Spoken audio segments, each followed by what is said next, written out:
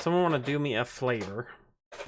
Do you mind jumping on the YouTube, Twitch, Facebook, or Mixer channel? It doesn't matter. And just chat.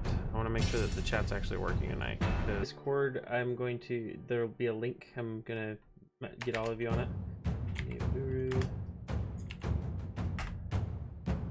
There's the link. That will get you into the game. So if you want to go ahead and do that while we're seeing stuff while he's gone, let's just get everything all set up and going.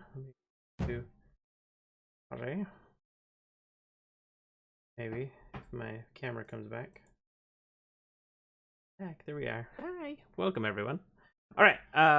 Is Sarah on? Can Sarah hear me? Okay, perfect. Okay, so I guess welcome back everyone. Hope you guys had a wonderful Christmas vacation.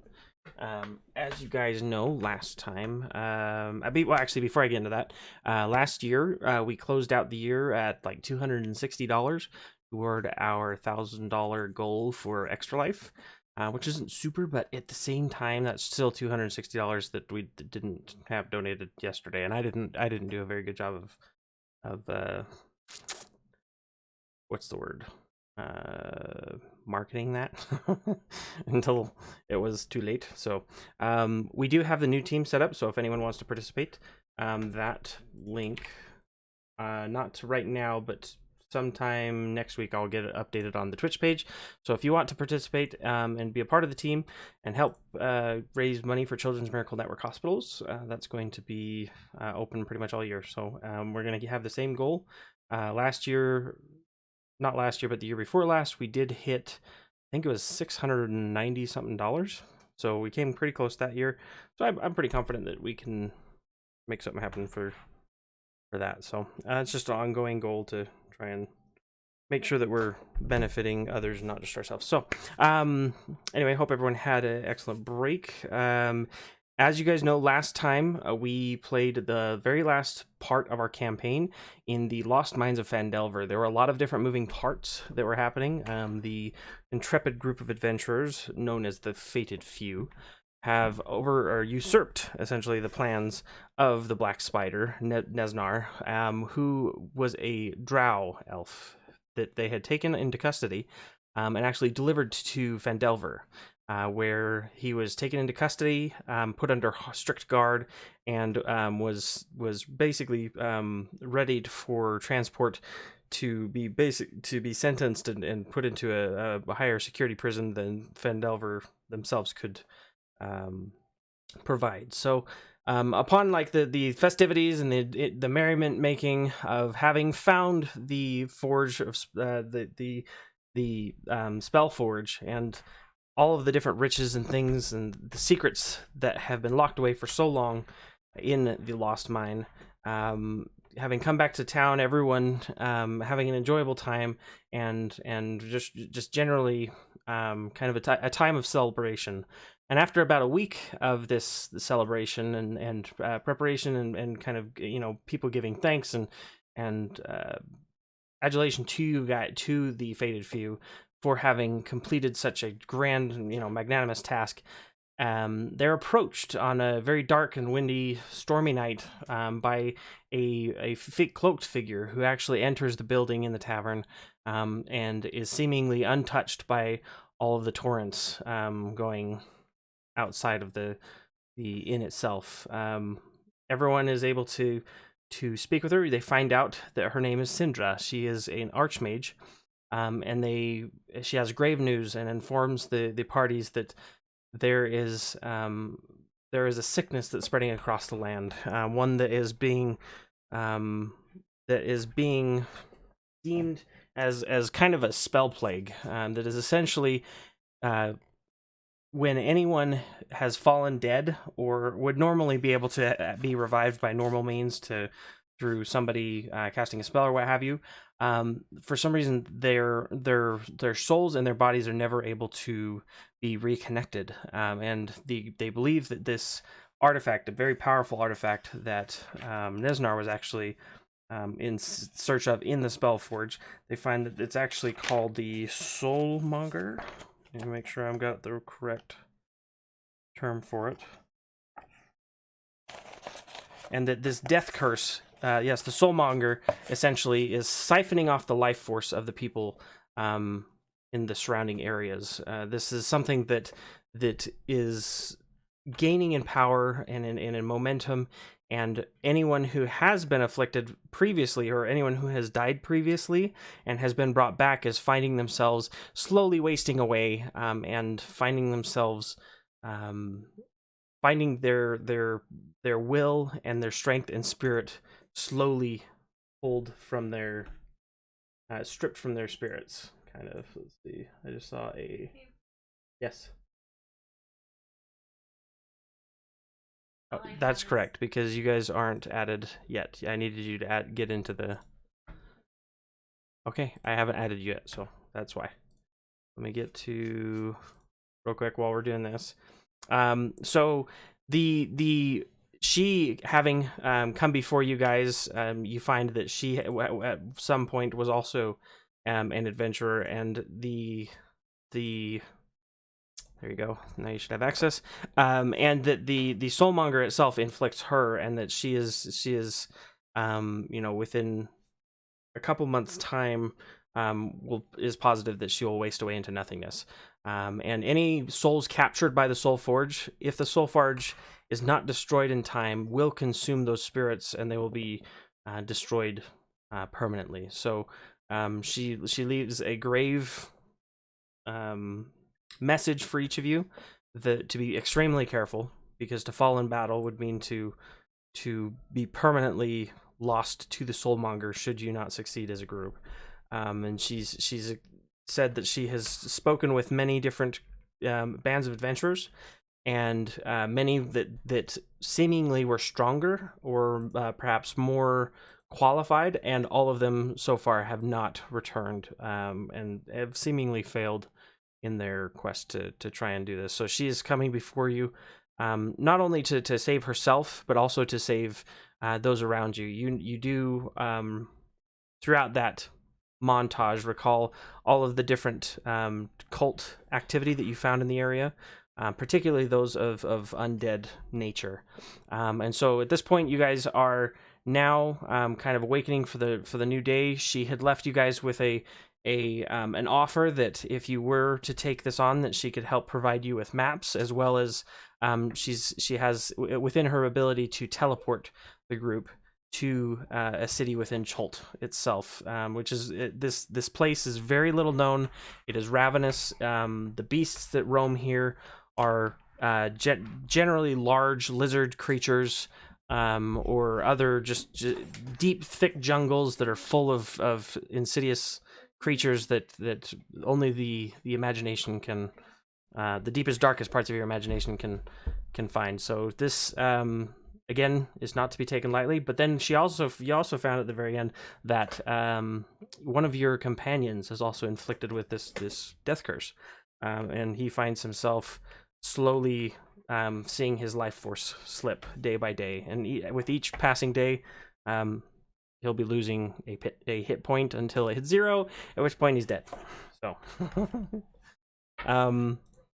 that's Roland, correct, because he's the only one that's died. There's people who have gone unconscious, but he's the only one that's permanently died.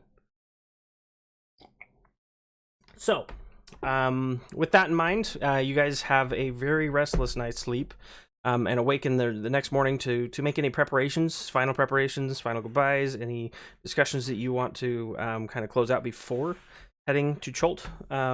But she's in waiting for you guys whenever you're ready. So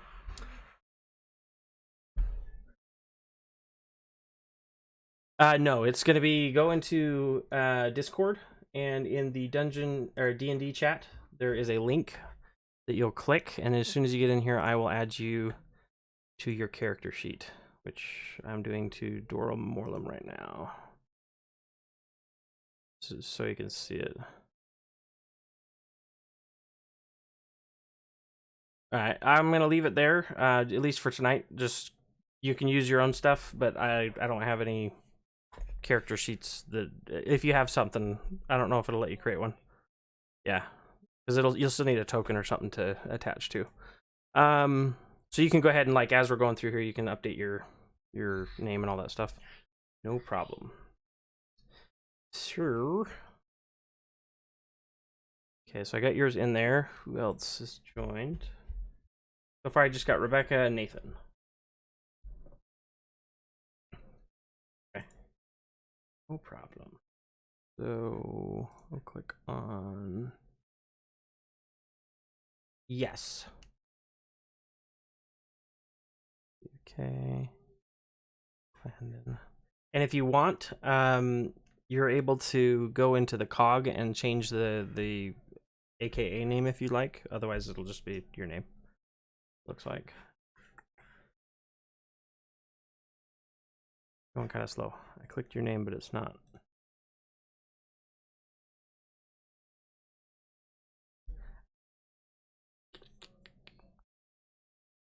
Yeah. You have both windows open? Yeah. It's all kinds of crazy.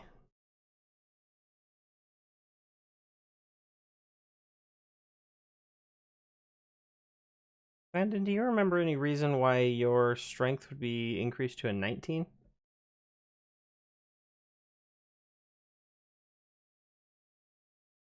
I'm showing a 19 with an asterisk next to it in roll 20.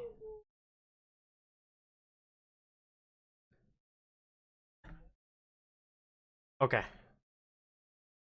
Okay, so something's there. Okay, we're good. If it's in D&D Beyond, then I'm not worried about it. I just want to make sure it didn't get fudged when I pulled it over. Edit. Alright, so this one is for... Oops, not Nathan. Landon can edit. Okay, so you should have access now. And then we'll jump over here. Yeah, this is unbearably slow. Oh, man. This window's out. Filing control to major time. You at? You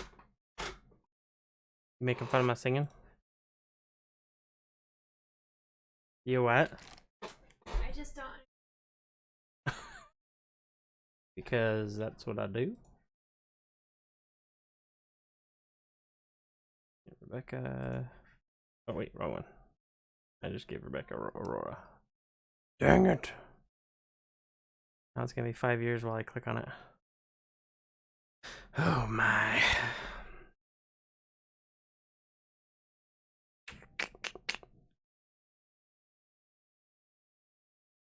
Sorry. Okay, there we go. Wonder if it's because I'm trying to assign people. I don't know. I really don't know why it's being slow. Alright, save changes. So Aurora, you should now have access to that. I'll get you Tiger Lily here as well. And then the last one is going to be Roland. So, I guess in the mix and the hubbub of all the different things, how's about Nathan, if you want to give us a synopsis on how you want Dor Morlum to make his exit from the group.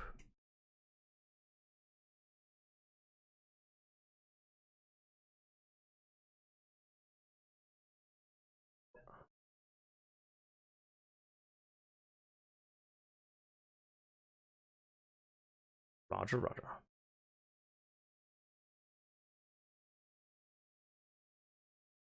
Perfect.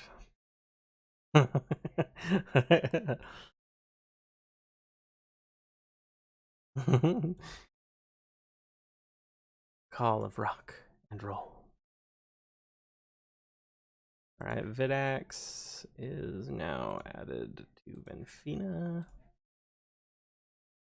Okay, so now if you real quick on that main screen, if you just want to click on your icon and verify that you are able to move it around, then I think we're rocking and rolling. I believe I can move. What's up, Roland? All right, so in the Discord, if you want to jump into D&D chat, there is a new link to the new campaign. If you want to join in there, I can add you back in. I've transferred all of your your character sheet stuff. So everything should be in order. I hope. I figured it was better to transfer the characters than to transfer everything from Tomb of Annihilation into the night whatever might have found Delver, and that just been bad. So as I gave yeah. So as a quick recap, I'm going to give you the cliff notes because I already gave you a little bit of what happened. Essentially, last time you guys finished the Lost Mine of Fendelver, you were able to find the Wave Echo Cave. In the Wave Echo Cave, you found the Soul Forge or the Spell Forge, and were able to successfully subdue the big bad of that particular area, the Black Spider, the one that has been causing so much trouble in that area, and be able to bring him to justice. There's a few conversations between Clandon and him regarding trying to get information about his father, in agreement for having given safe passage for him to be subdued rather than killed. And so as another part of that, there was about a week of merrymaking. So this is the time where basically if you guys had any loose ends that you wanted to tie up, that's the period in which we're going to do right now to kind of do that. Dormorlum, as a dwarf, had decided that he wanted to stay with the actual mine itself, and to be able to help and have that call for riches and gold and beer, and it was just kind of his kind of town. And the other character that Nathan is going to play is TBD, so stay tuned on that. But okay, I'll provide you I'll give you a cue in just a little. There wasn't anything huge. The main thing that ended at the very last piece of it. A archmage by the name of Syndra entered the tavern, seemingly untouched by the torrents of rain and muck from the outside. And she asked to speak with you guys in private, and explained the situation that was dire, where everyone that has died is essentially staying dead. That their souls itself seemingly have been ripped from reality into what they believe is the soulmonger. It is creating this death curse that anyone who has passed away at any given time, that they find themselves slowly wasting away to this soulmonger, losing pieces of their soul, hit point by hit point, each day, that until it completely consumes that soul. And if not retrieved or broken soon enough, then that soul would be consumed and dissolved forever into the as though it never existed. So she basically said, don't die, because if you do, you're not coming back unless somebody breaks the soulmonger before you get eaten. So and that's kind of where she left it, and said, will you guys help us or help me? It's not just for me, because she was also inflicted with this death curse, and that she had been slowly losing her power day after day, and it had been about 20 days since she had noticed this change, and had found proof that this soulmonger is active. And as you guys recall, there was a lot of cult activity, specifically relating to the undead in this particular area, and it became something that you guys kind of were ready to jump in and do. So she is at the ready. This is the next day. You guys had a rough night's sleep. She's at the ready for this first one. Roland, go ahead and make a Constitution saving throw. Anything below a 10, I'm going to have you go ahead and reduce your maximum hit points by 1 due to the death curse. Oh, let's grab this here. I can grab you. That's because these new ones, I gotta reattach you a bit. But she is waiting. She's offered both transportation using a teleport spell to the land of Chult, as well as what few maps there are of the civilized, we're gonna say, areas. Most of Chult itself is a large, ravenous jungle that is untamed, full of unwieldy creatures of immense size and proportions. So he basically said it was not for the faint of heart. Her name is Syndra. Last name, she said it was Syndra, Syndra, Sylvane, Silvane.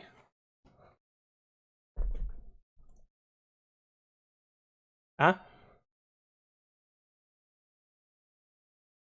Oh, that's right. That's right. You got those. I forgot.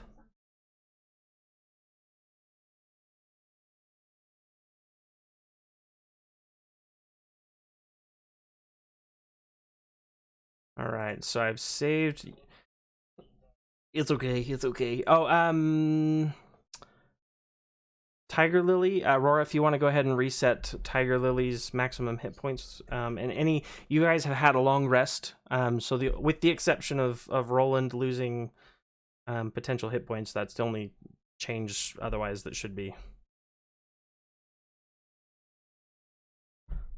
Okay, so that's going to reduce your hit point maximum by 1, and this will happen basically every day until death. If that makes sense.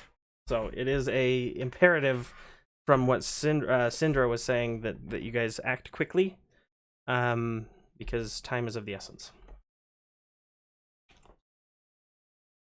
So finding yourselves waking up in the actual in the inn, and having said your final last goodbyes to Dormorlum and giving him a proper dwarven send off, finding him still drunk, missing his pants, laying on the hearth of the tavern as per usual. You guys make your ways downstairs, and are greeted by a both Syndra as well as a new compatriot. And I would say Dormorlum, but who is this new contender?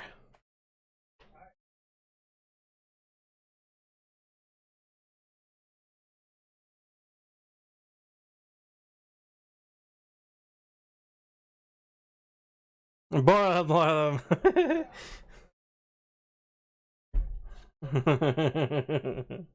Gimli, son of Gloin.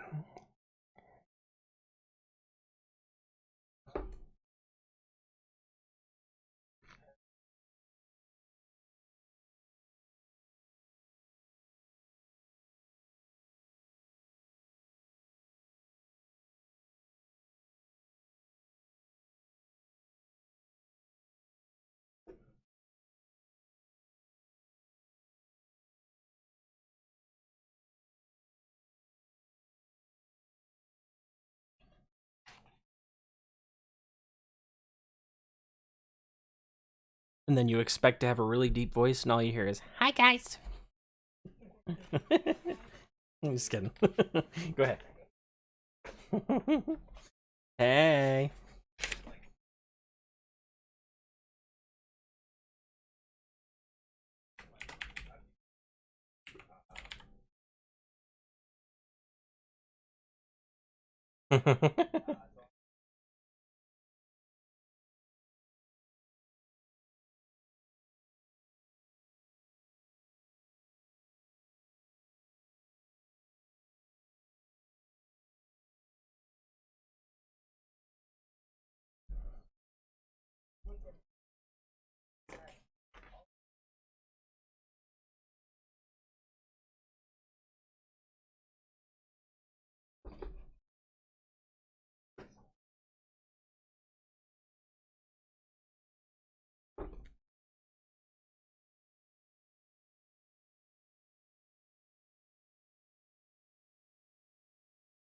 Right.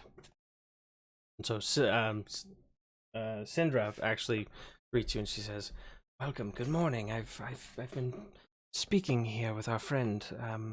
This here is Kilsifer."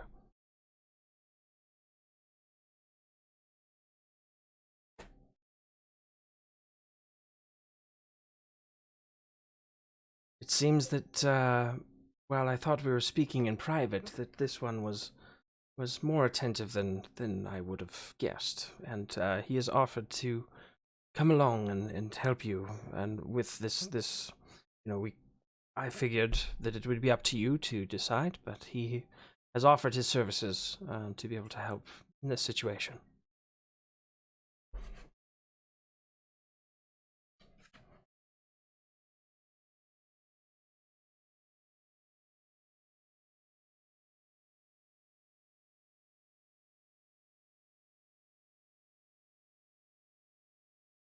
Then you hear Dora Morlum sit up. Is that a dwarf joke?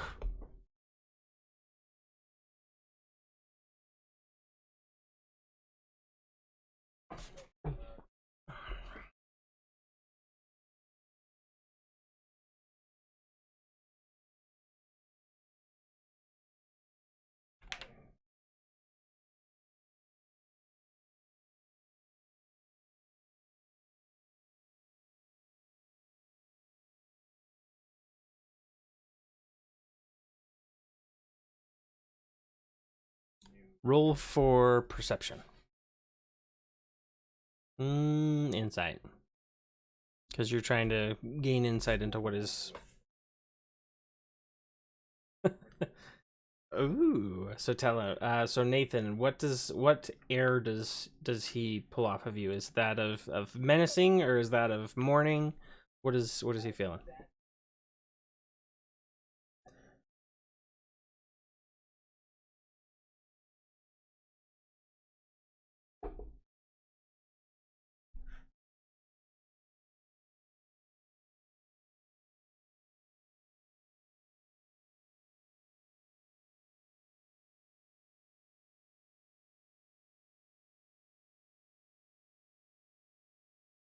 So you feel that pervasiveness coming off of him.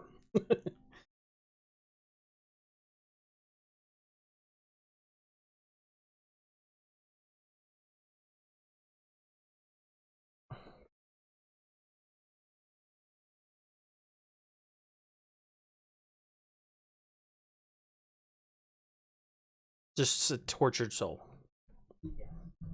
Got it.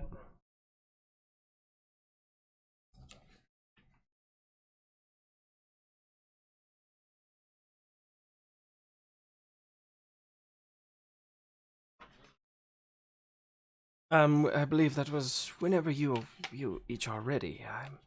I advise you that the sooner we leave, the better. But if you have anything to get in order, then I'm prepared to go at the drop of a hat.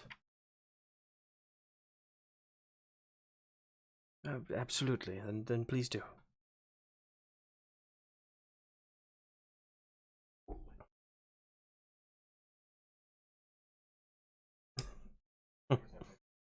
Dun dun dun! Full circle.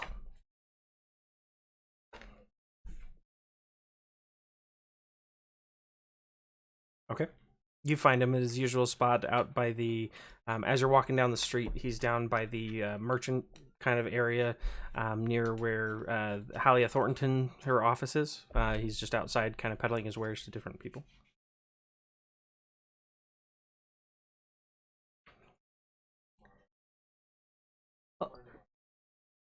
Oh, you again? Yes, yes, it's our usual rate. No problem. What do you got? Same person? Oh, absolutely. Here, anything I can do. Actually, this time it's on the house. You've done much for this. My business is picked up. There's plenty of work to do. So here, let me. And you see him just kind of take his hands, put it together, and he toss them in the air, and it just disappears into dust and smoke, and you just see it just disappear.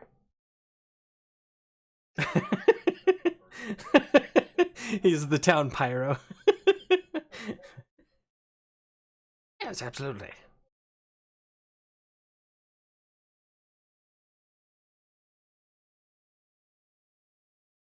Oh, absolutely. I know it seems like it's a somber goodbye, but I'm always at your service. You know where to find me.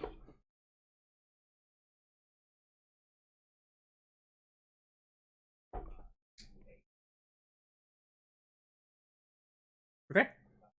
The Alderleaf Farm. Okay.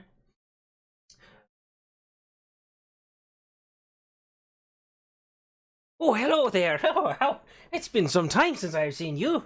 It's just good to see you. Oh, no problem, no problem. What can I do you for? Oh, a gift for me? Oh, you shouldn't have.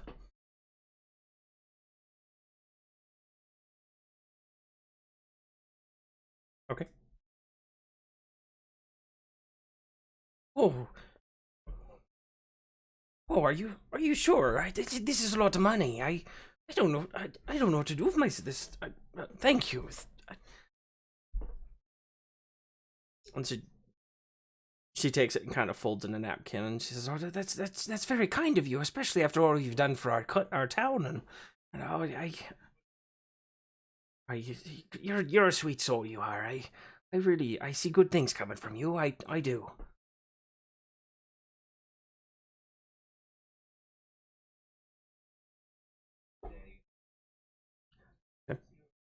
Absolutely, I'll see it. And then you hear this, ah!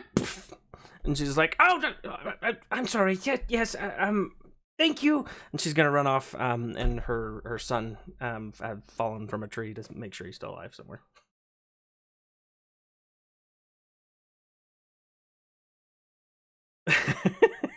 Okay. Very good. You come over. He's got just some bumps and scrapes on him. And her she's more than anything, his pride's hurt. She's chiding him pretty hard. And well, what have I told you about climbing in the cherry tree? It's not this is where we make our money. You don't want to be breaking things off. This is merchandise. Are you okay? And she's just like going on and on, just railing on him. And okay.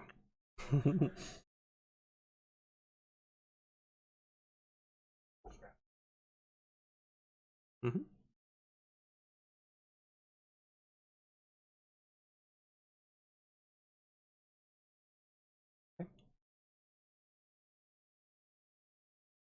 Well, welcome back.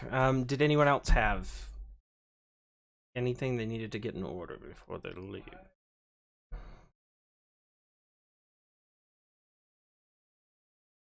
Okay. Yeah, there's no problem. Do you know what? Give me 1 second. I'm gonna grab that manual.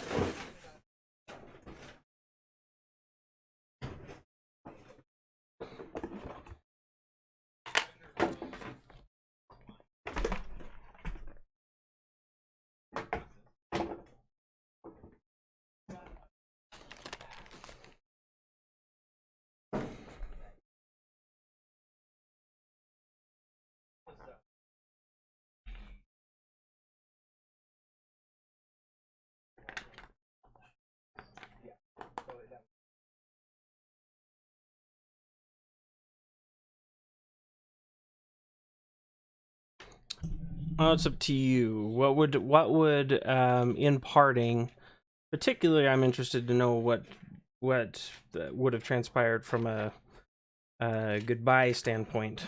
Um, would you have in either party, referring to the current party or Dormorlum, have exchanged anything? Or I mean, if not, then it probably doesn't matter too much. But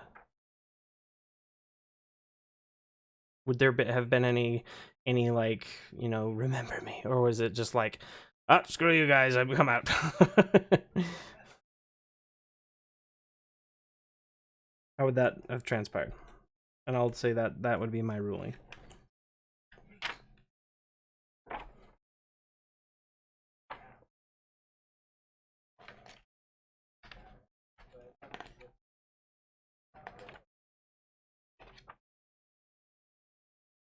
Would you have sent anything to help them along their way? And while you're thinking about that, Clandon, if you want to give me the page number for those things you wanted to sell.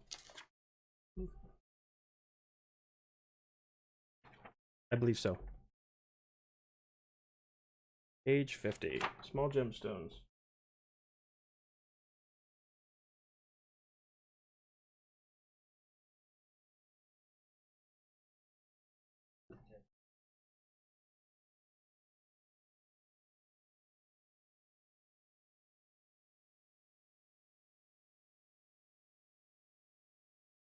Okay.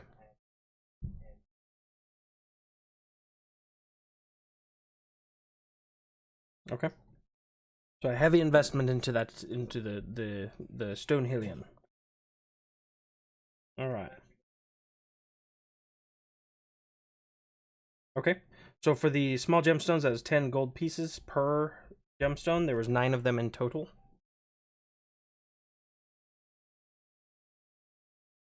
For the 2 gems. What page is your gems on? Okay.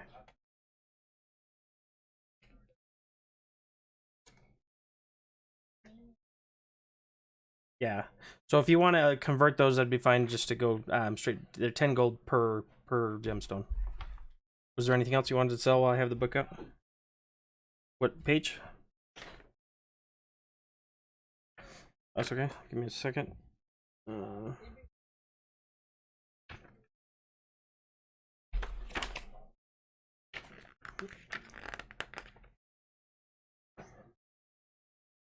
So is it the 3 diamonds?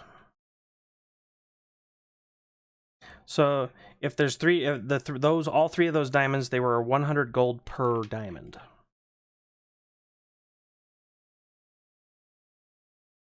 Anything else? There was also a wooden pipe. Did someone have that wanted a price? Infina, would you like the price on that? Yes, it was a smoking pipe. Did you have that one? Yeah, it says that one of the, with those diamonds that everyone got, this was specifically in the wizard's quarters where you killed the shade. Mormesk the Wraith. There was a pipe adorned with platinum filigree, 150 gold pieces. As well as a book, if you remember, that was magically preserved with a map to Chult. For an arrow.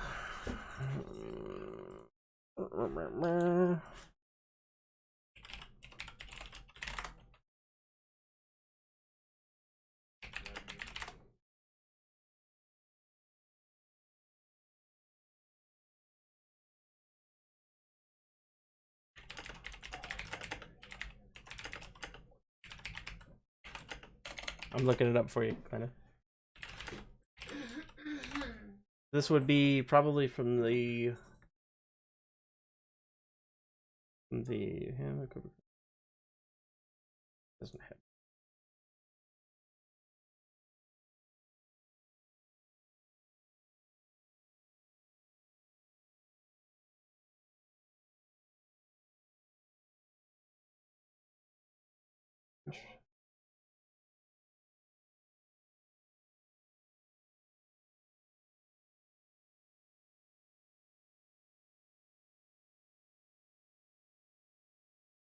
Live.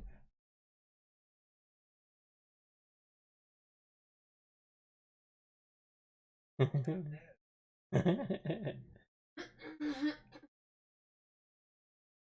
will wait a minute now.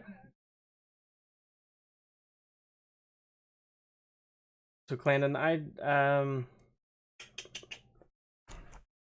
don't have that in front of me, but I believe, depending on, this is ammunition for small, medium, or large, paying 1 gold piece for a quiver of 20 arrows.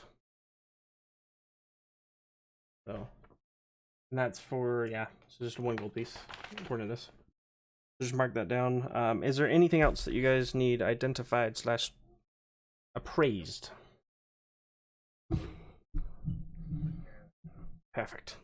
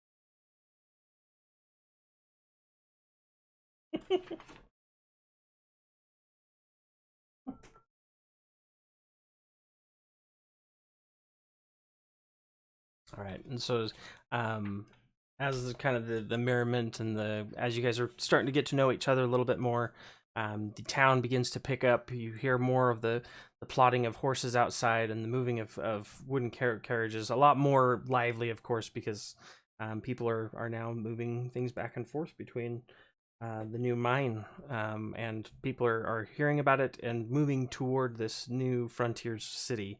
And you hear at this point, Syndra kind of looks to each of you and she says, "Well, if you are all prepared, I've prepared a teleportation circle just out in the field here, and we can be on our way if you each are prepared."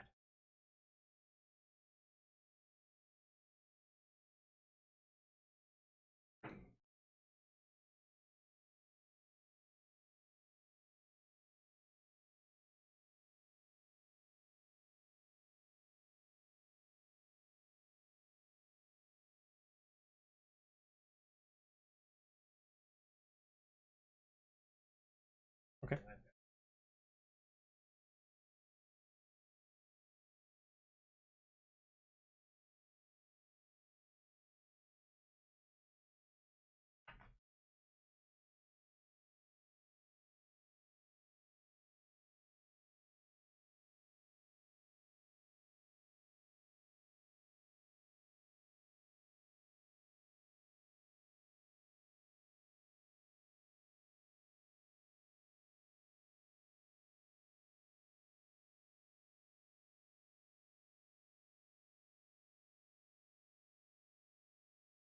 Excellent. And Benfina and Aurora, you have your things in order? All right. Well, at this point, she ushers each of you outside.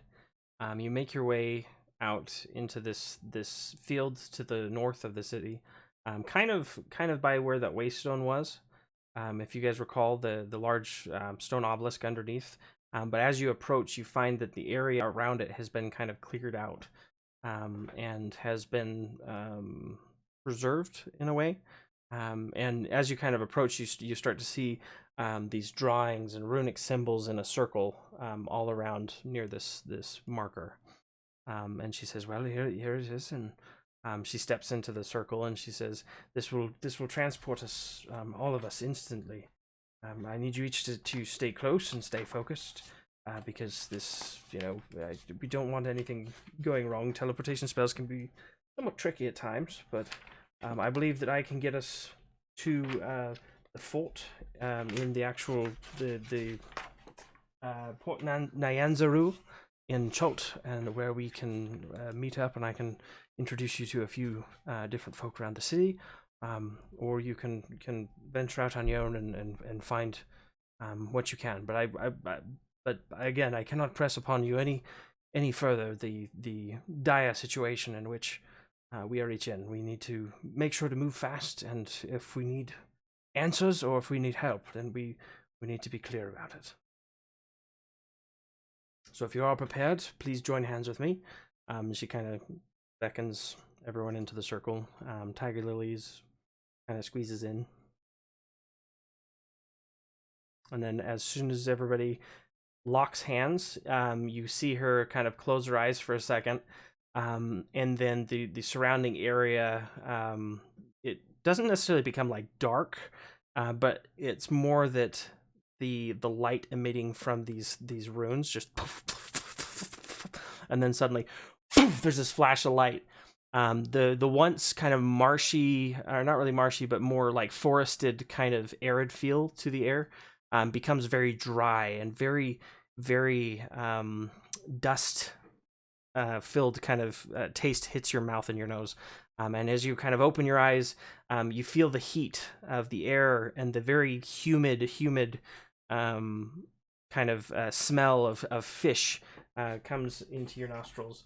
You look around and you find yourself in the port. This specifically seems to be somewhere in the harbor ward area of the actual city itself. And this particular city, it's under the blazing sun. You hear the familiar sounds of the harbor, the creaking ropes, slapping waves, the heavy barrels rolling across cobblestones. There's voices shouting and cursing in an unfamiliar language, filled with clicks, inhalations, and sing-songery words that would make it almost sound musical.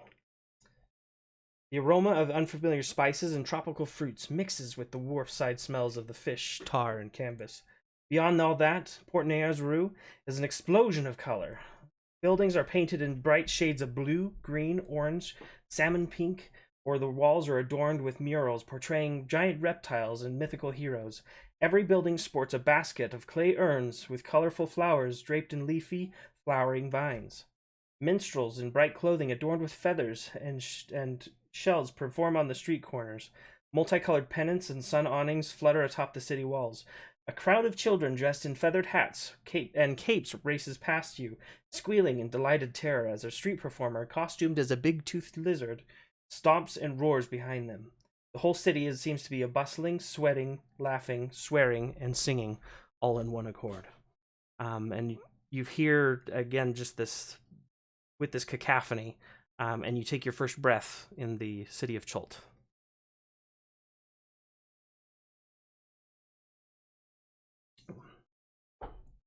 Well, here we are. Everyone, all in one piece, I hope. Look, she looks around. Everyone in one piece, I hope.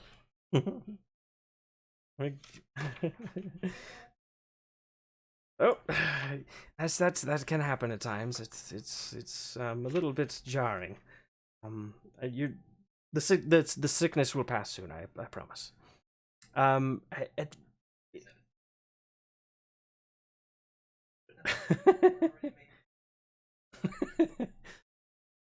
Is this like making cancer jokes with someone who has cancer?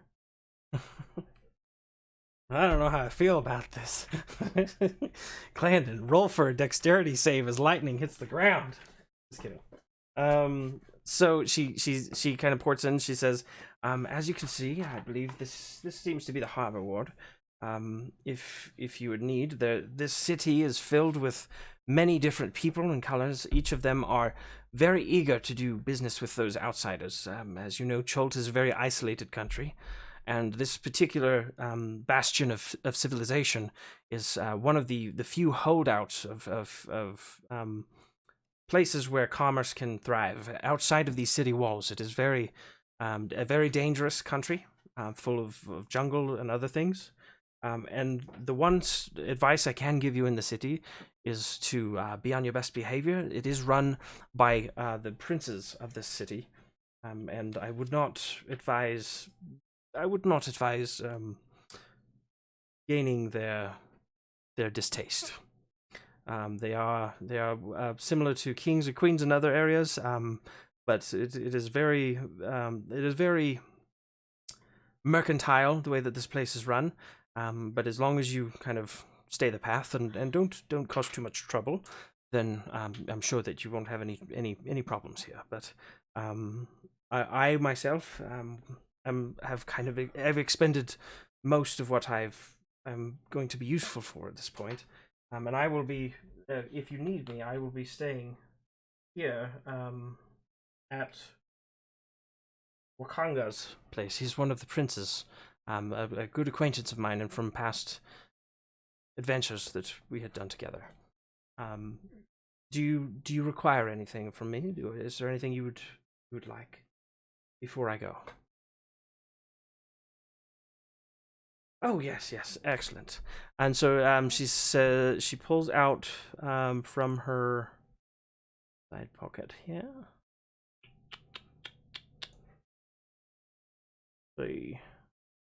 That's not the map. Let me get you the correct map. Player handouts. There we are. Players map of Chult. So show to players. Show to everyone. So this is the map.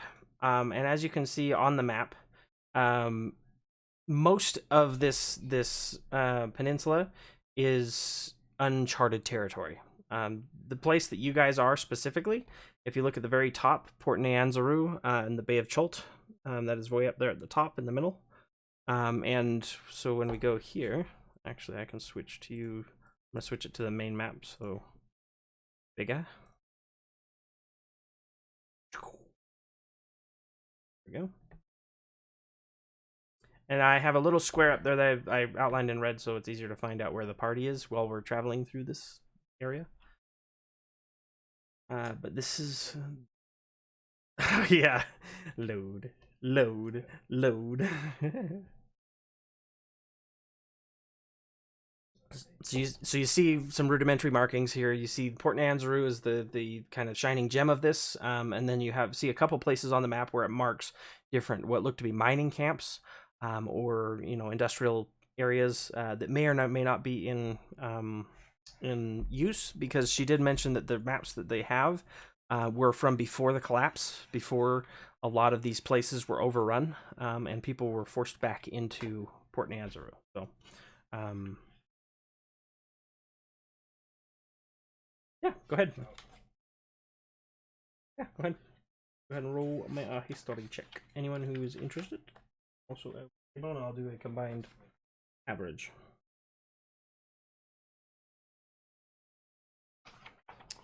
There's the amounts.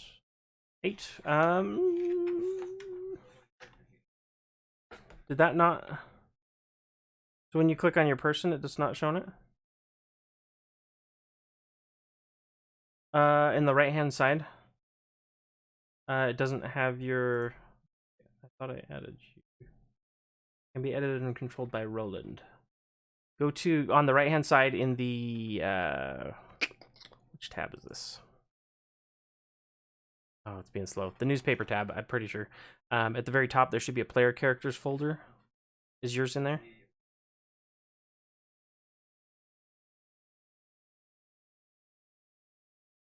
Not showing it to you because I find you. Maybe that's really dumb. If I have to put you in players journal too, I'll put all players. Save. Now try. Ta-da! All right. And then what's your bonuses? No bonus on that one? Okay. Scroll down. Close that. All right, so that's a... Perfect. Okay, so you don't remember a whole lot, but between Clandon, Aurora, and everyone else, you're able to get a little bit more kind of detail about this area. A lot of the mythical giant lizards here, typically, and this is specifically because Aurora got a natural 20. So she remembers some things about, being a ranger and having a natural inclination toward hunting and those types of beasts, as well as Clandon with his fascination with dragons. Also led them to a natural fascination with the area of Chult. This particular area has a lot of dinosaurs. There are a lot of what are called Aarakocra. I can't say that word. Basically, bird people that usually find themselves in feud with these terror folk, or some call them terror folk, that are essentially the antithesis of Aarakocra, whatever, bird people. And they are kind of at ends with each other. A lot of this area has goblins. These particular goblins call themselves Batiri. There are frog folk. This particular area is known for its vast riches. There's a lot of stuff here, but it's extremely dangerous to get to those resources. And most of the time when someone does come back, they suffer heavy losses after, if they're not prepared for the terrors of dinosaurs and other kind of stuff that kind of run this area. The particular thing as well about it, the Yuan-ti are something that is also known for this area for people wanting to watch out for. They are people who are half, depending on how much of a pureblood they are or not. They are folks that are humanoid snake creatures that have taken on those aspects of kind of those who fall more on the snake side of things, are referred to as purebloods, which they worship this whatever god that's gonna just a serpent that's gonna destroy the world essentially. Um, and but as far as this area, it's pretty much humid everywhere you go. It's gonna be hot. You notice that most of the people around you wear head coverings. They wear a lot of loose-fitting clothes to try and keep and stave off this heat. A lot of staffs. You see a lot of faces that you haven't seen before. You see tabaxi. These are people who are like a half cat humanoid type creature that are bipedal. They walk on two legs. You see a lot of them are actually minstrels or bards, kind of walking around the city. You see a few goblins, which is surprising, coming from Phandalin, which was primarily humans, dwarves, sometimes elves and that sort of stuff. You do see goblins walking around. Yes, and so you see them walking around. A lot of them. You see a couple half orcs walking around.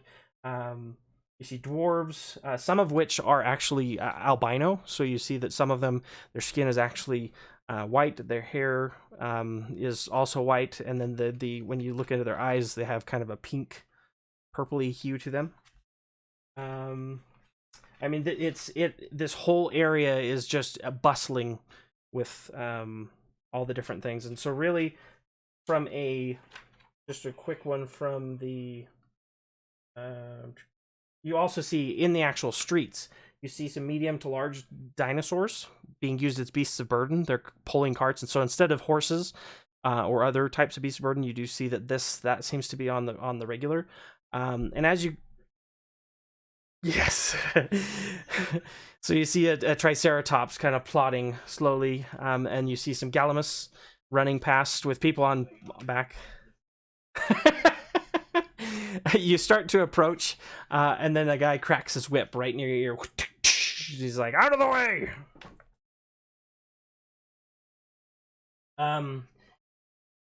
Arakokra. Okay, so Arakokra. We're gonna get that. Arakokra. So you see, from a what do you call this? The city itself. You, as a collective, recall that this place is broken up into districts.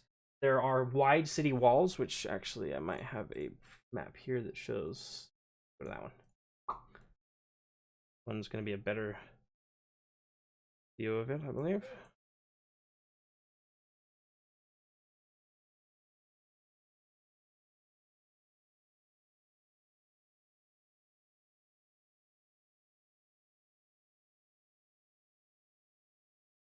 Yeah, it's huge. It's huge. Yep. So you guys are in the big city now, which. Alright, I'm gonna use. All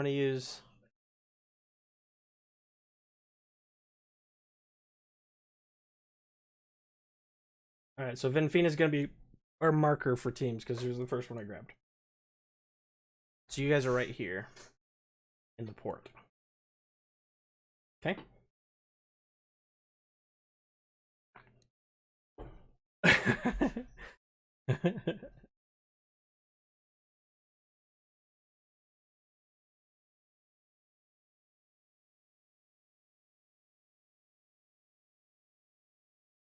The soul manga. Soulstone. Soulstone, yes. Soul manga. We're in dragon. As far as you know, it's an artifact of great power that was wielded, that was actually created initially and kind of corrupted by the at the time, arch wizard, Acererak. And it was kind of twisted to his devices that eventually led to him being more and more lich-like. Yeah. So from the you do see a couple of people. You see the people that are walking past. Some of them you can identify as merchants. Some of them are peddlers. You do see a few people going in carriages that are upon the backs of large a cup like two or three ankylosauruses that have it on its back as kind of like a, what do you call it, a pagoda? Is that what it is? So it's like a pagoda, and you see it kind of rocking back and forth, and you see figures talking inside quietly, along with some armed guards at each of the ends. You're intrigued by the armor. There's not very many people here you see actually wearing armor, but most of them that do carry weaponry, they're carrying things that are stretched lizard skins over like large canvases. There's a very large kite shield type, or not kite shield, tower shield type implements, and a lot of them using pole arms that have large obsidian like spear tips at the end. All of it very, you know what they're for, but they're not like any kind of craftsmanship that you've encountered in the mainland.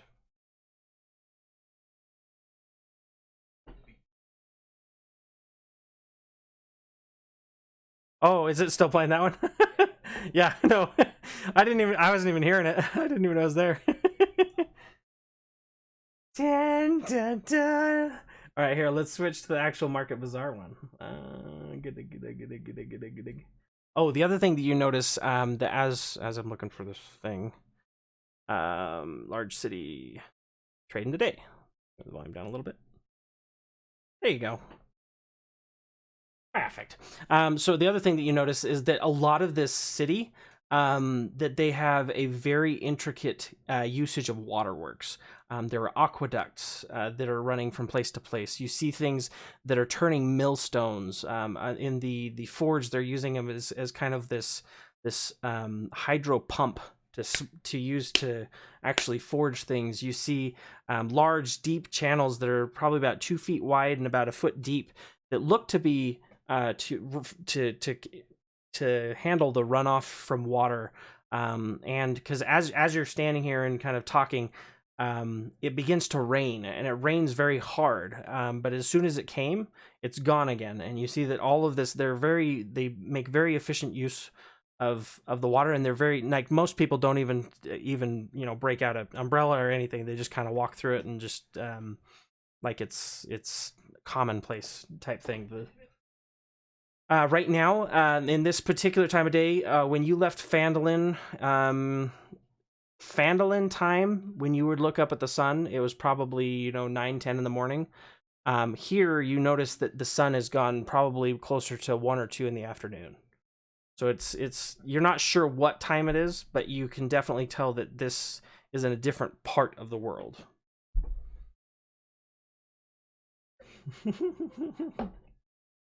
Rune lag.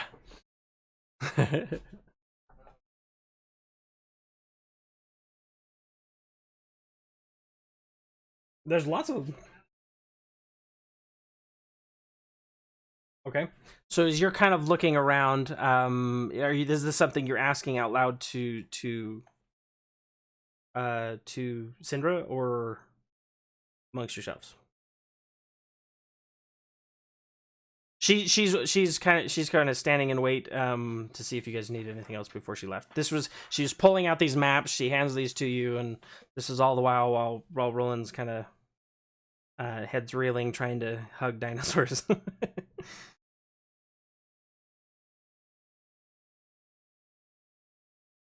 Okay.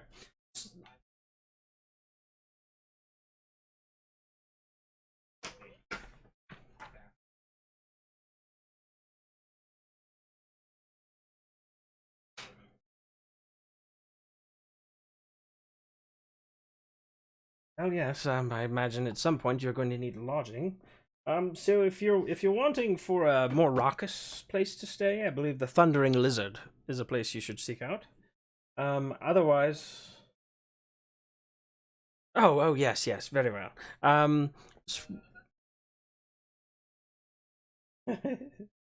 Well, if that's not your style, and she kind of gestures to the lady, she says, "Kaya's house of repose. It's a place for a good night's sleep." So, um, for beginning, if you like, I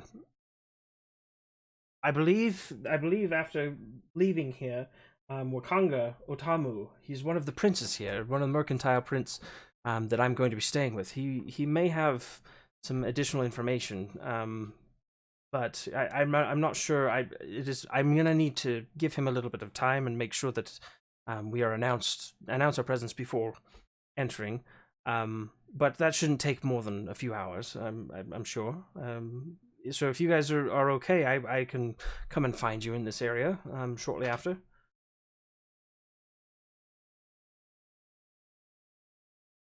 Yes, a couple hours. If you well, and she kind of looks around, and she gives you, pulls out from one of her satchels. She pulls out a little sending stone, and she hands it to you, and she says, "When I'm ready for you, you will know. This will you'll hear me through this. So please keep it close, and I will let you know that I am coming, and this will also allow me to find you. This I can use to track."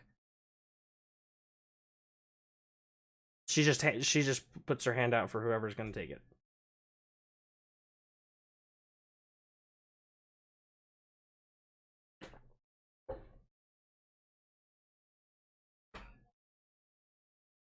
Okay, so he's lost in the map.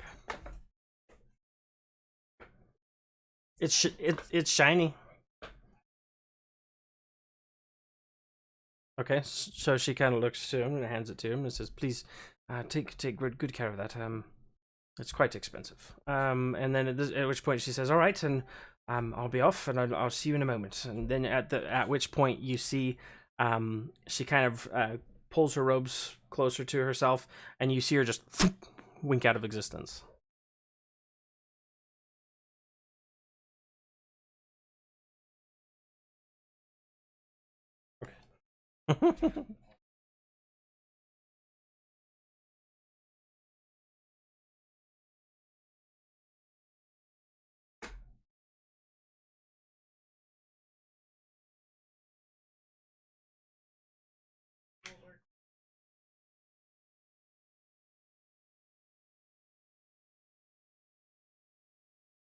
It's true. You're experiencing the exact problem. You do see there are people walking around you.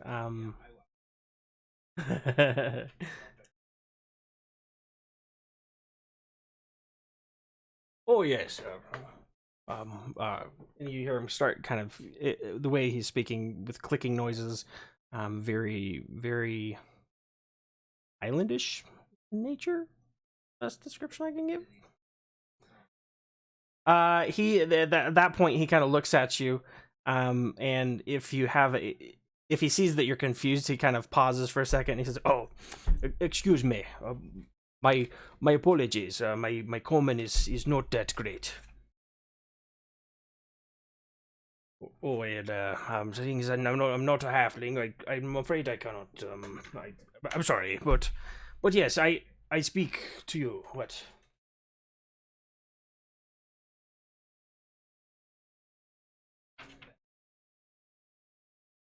Oh, kind of. You see him get a little bit pensive, and he kind of shakes his head, and he's kind of looking around, back and forth, and he says, I do believe there's some places for holy men, but I warn you that proselyting here is not well received.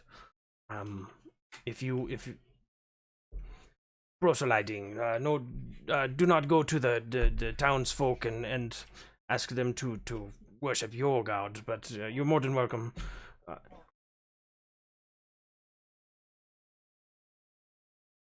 Oh, no problem.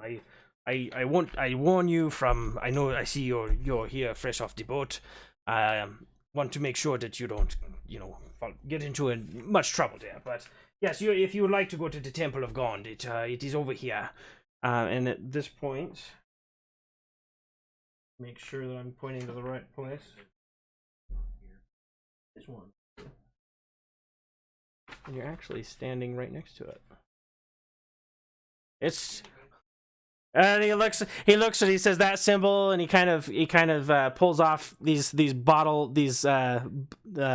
little really big thick bottle glasses, kind of rubs them on his thing, and he looks at the symbol and he says, "Oh, it's right there." And I thought I had bad vision. No problem. Stay out of trouble. And then he continues kind of walking through with he's got a basket of fish on his shoulder.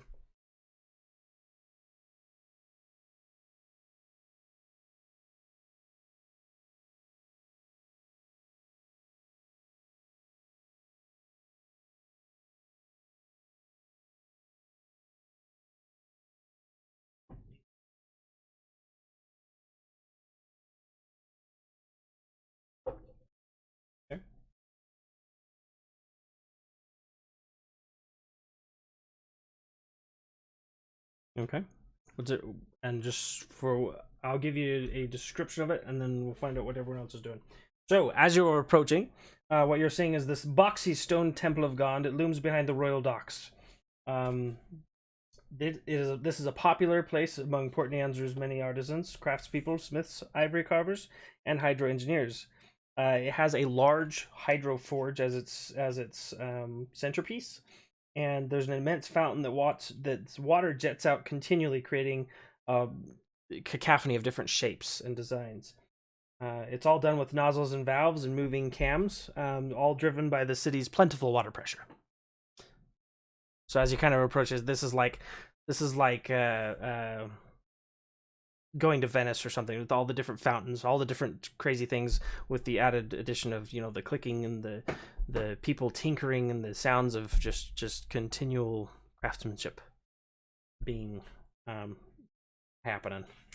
What's everyone doing? Okay. We got lodging. Okay. Is everyone going with what's the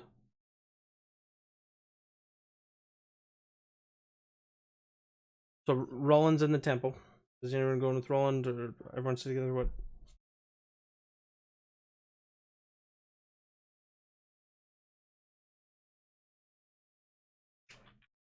Okay. All right. So you go walk around.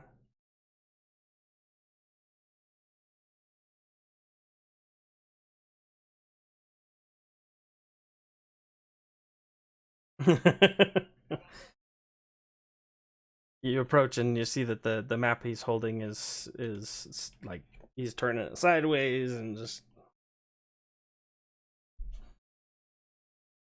Actually, Klein, roll me a survival check real quick. We'll see. Because this will help. Either either it will help or hinder your ability to navigate this map.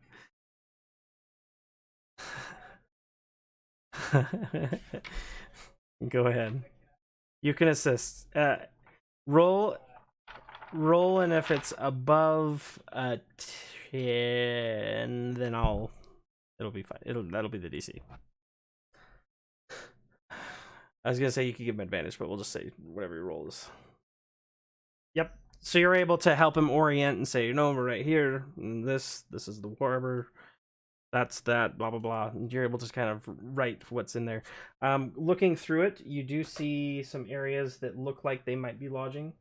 Specifically, the two that she had mentioned. Because one of them has a small. This is going to be.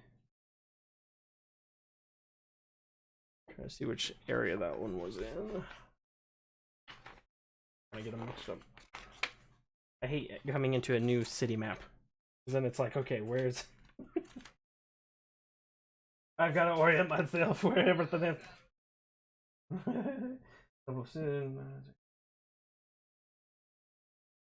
I don't think it matters. I don't think they have a specific place for it in here intentionally. So okay. So basically going through. See, that's the merchant's ward. Where all the higher ups live, be in the market. We're gonna say that you find some areas that look like they would be for public lodging, over near kind of the what you would consider the front of the gates. This one being the lizard, the right, the thundering lizard right here. You guys can see my ping. Yep. So that one, and that one seems to be, as far as you can tell, there are it seems less nice, I guess you could say, seeing as there's a ruin next to it. And then the other one, it was further south, kind of clear down here, closer to where more of these mining encampments type areas. And that one was the Aya's House of Repose.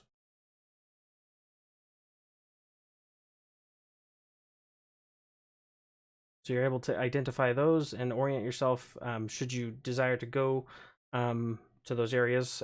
You were able to go there uninhibited, aside from the occasional sidestepping giant triceratops droppings in the street and avoiding little compies nipping at the heels of.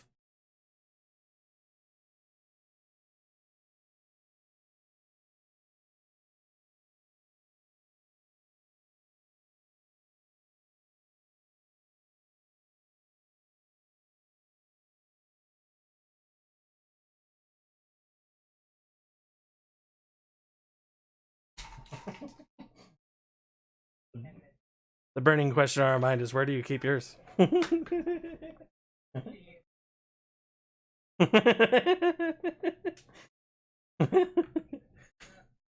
perfect. All right, Benfina Aurora, what are you guys doing?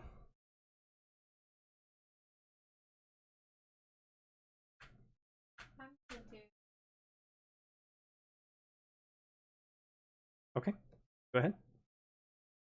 So are you looking for anything in particular? Okay.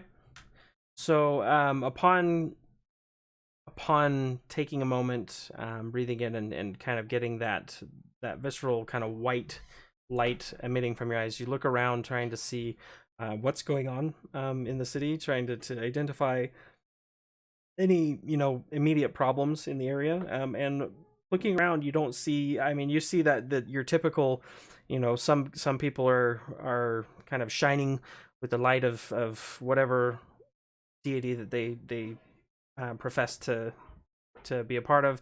You see others that may not shine as brightly, but you don't see or sense anything undead or particularly. You don't no fiends, nothing of nothing of that nature. There's no noxious odor from that, aside from kind of that far off sense that the area is just it's full of life. It's lush green jungle that just it's teeming with all sorts of things. You don't sense anything immediately that's like evil or that is immediately trying, that nothing with malfeasance towards you specifically or anyone else in your area.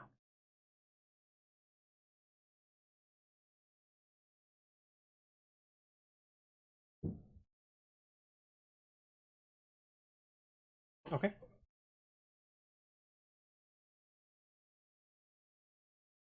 Go ahead and roll me a perception check. Okay.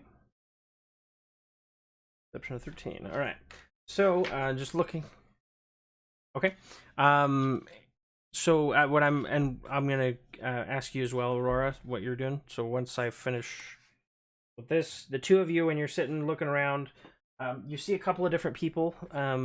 This particular area, you see a lot of people offloading things from boats, whether that be fish. There you see large merchant ships that have sailed in.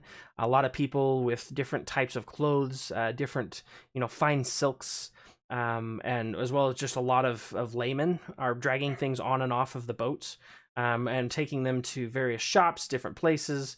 Trying to get these different wares into the hands of the people who have either ordered them or are just doing trade generally in this area. You see a few people on the street hawking wares. You see a few children kind of running around the streets. Overall, it's just your typical kind of market square type area, with the exception of having a large dock and a lot of commerce going on at the moment. There doesn't seem to be, at least in this area, you find that most of the people are more well kept. You don't see a lot of people who are really dirty or panhandling that you would kind of expect from a lot of other shipyards that you've been into, but this one's in particular seems very clean. And from here you have you see a couple of different people. One in specific, speaking to a larger group, just in the market or in the the harbor itself, and there are a few people, passing and going. You see a few people that are kind of watching the movements of different people as they go, just kind of people watching, but nothing out of the ordinary. Was there anything else you were doing, Benfina? Okay. And then Aurora, what were you doing?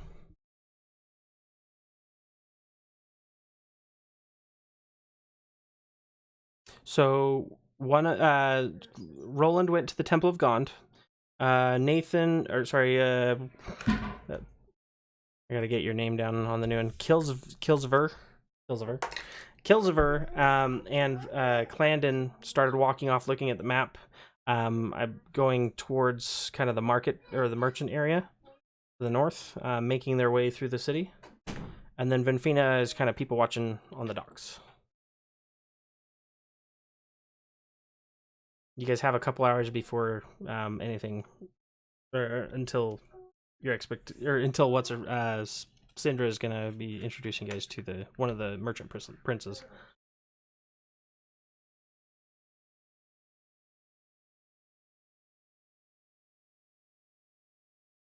Looking around, you don't see a lot that are cat-like. Most of the animals in this particular area are either bird-like or reptilian.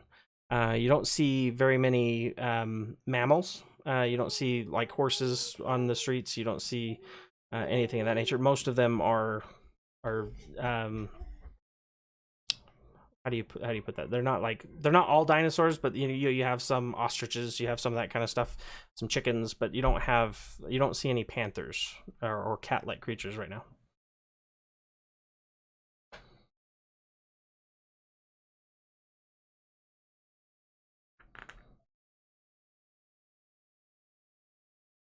How is Tiger Lily reacting to all the?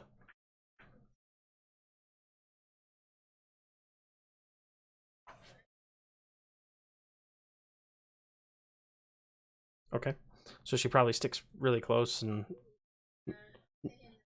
not really cowering, but just kind of defensive posture. Okay.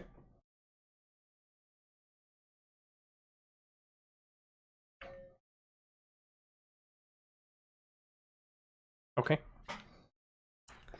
Okay, so you guys hang out, and you guys see again. You see a lot of different things going on. Nothing too crazy.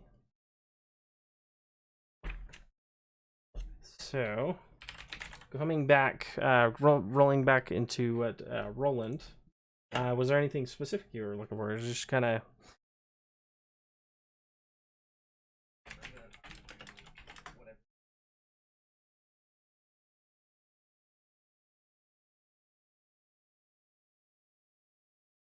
Okay. Perfect.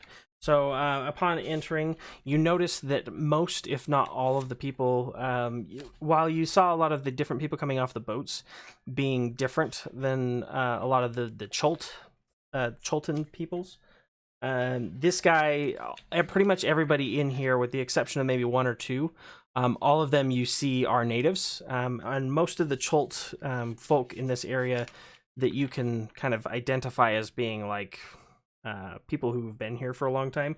They typically have very dark skin and black hair, and they all kind of look around and look up from what they're doing. And you see one in particular kind of stands up from one of his grinding wheels, from something he's doing. He sets it down, wipes his hands on his apron, and then he kind of walks over and, hey, thanks for the follow. He walks over to you and says, hello there, how may I help you?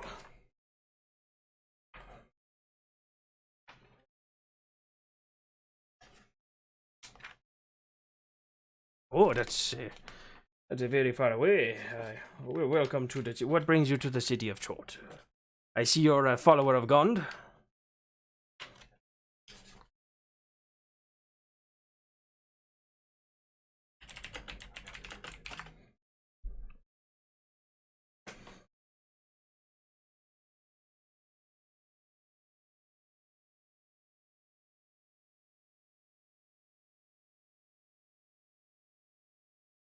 Ah, This is very bad times indeed. The death curse has ravaged this area for some time now.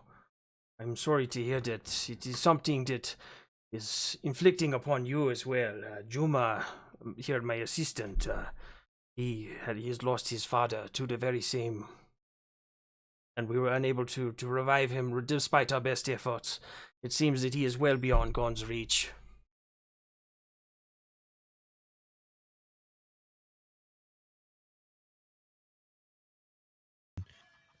Any leads on where this soulmonger might be?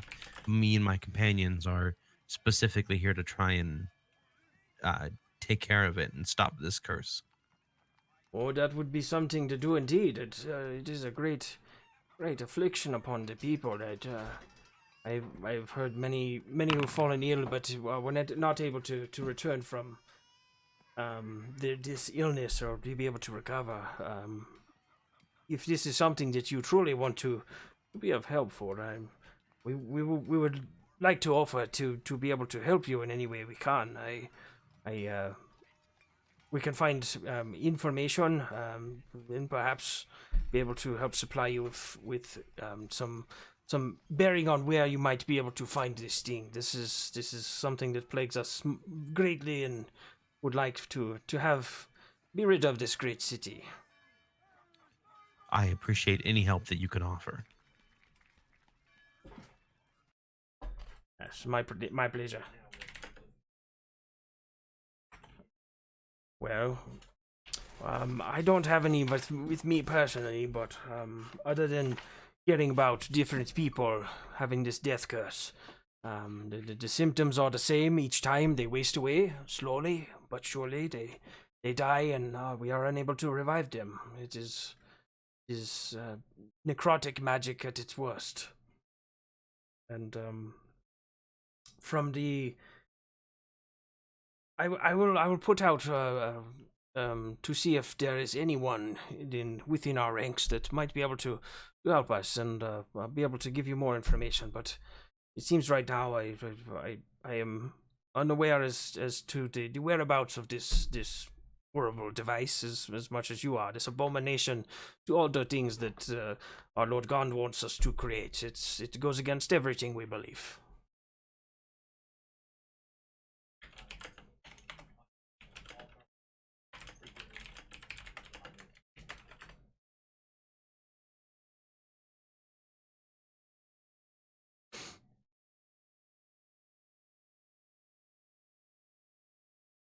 Absolutely, it is my pleasure. And at this point, he kind of goes back and pulls one of the boys over. Again, gets working, grinding on another piece. It seems he's working on another one of these spears. Go over to like one of the pews or one of the kind of workbench tables, and I'll just go through kind of the usual ceremonies and things for entering a new temple and Okay. praying to God, that sort of thing. Just while we're waiting, basically the next until I get, I'll go out and check every now and then to see if the party is kind of assembled again. Okay. But So until we get any sort of call, Okay. I'll just be in here. Okay. So each time you go out, you do see Vinfina, Tiger Lily, and Aurora all just kind of people watching on the docks, kind of greeting people as they pass, and just generally being, just lookouts. Okay. I guess. And I'll take the opportunity actually to fix up a few of the bigger nicks on my shield. This thing's getting to the point where I'll probably need a new one soon. Okay. And the armor is kind of getting the same, but I don't have enough of my scrap metal to make what I was looking for in the first place. So kind of seeing you come in, and as you're kind of starting to fuss with your armor and stuff, you see another one of the priests, if you will. They're not like Templars, not priests, whatever you want to call them. The dudes that work work and live there, the followers of God. He walks over and he's got his robes on. He says, "Oh, brother, let me prepare a place for you that you might work more easily." And so he kind of helps thank you. set you up with one of the stations, the many stations kind of around this area for crafting or to mend things. And in Mhm. one in particular has a mending wheel, and you're able to use that as need be. Nice. Wonderful. So the rest, as you're walking around, I need Kilziver and Clandon. Can you both make me a perception check, please?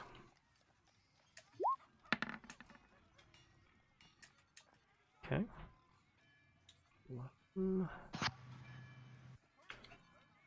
What's the other one? Who do you Kills need the the herd. perception check from? Kilziver. Oh, okay.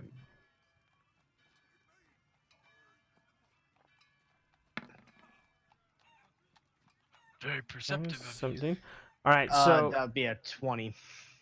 with your 20. So upon looking around, you catch a couple of times where in this area people who are buying wares, selling wares, what have you. You catch a few times people trying to fish through your pockets, find things of interest. You are able to shoo them away without any issues. There are a couple of different people that each of the shops that you pass, some of them are selling armor, some of them are selling alchemist potions, some of them are selling snake oils. They're just a cacophony of just different places, things, a lot of different most of the armor and weapons that they do sell here.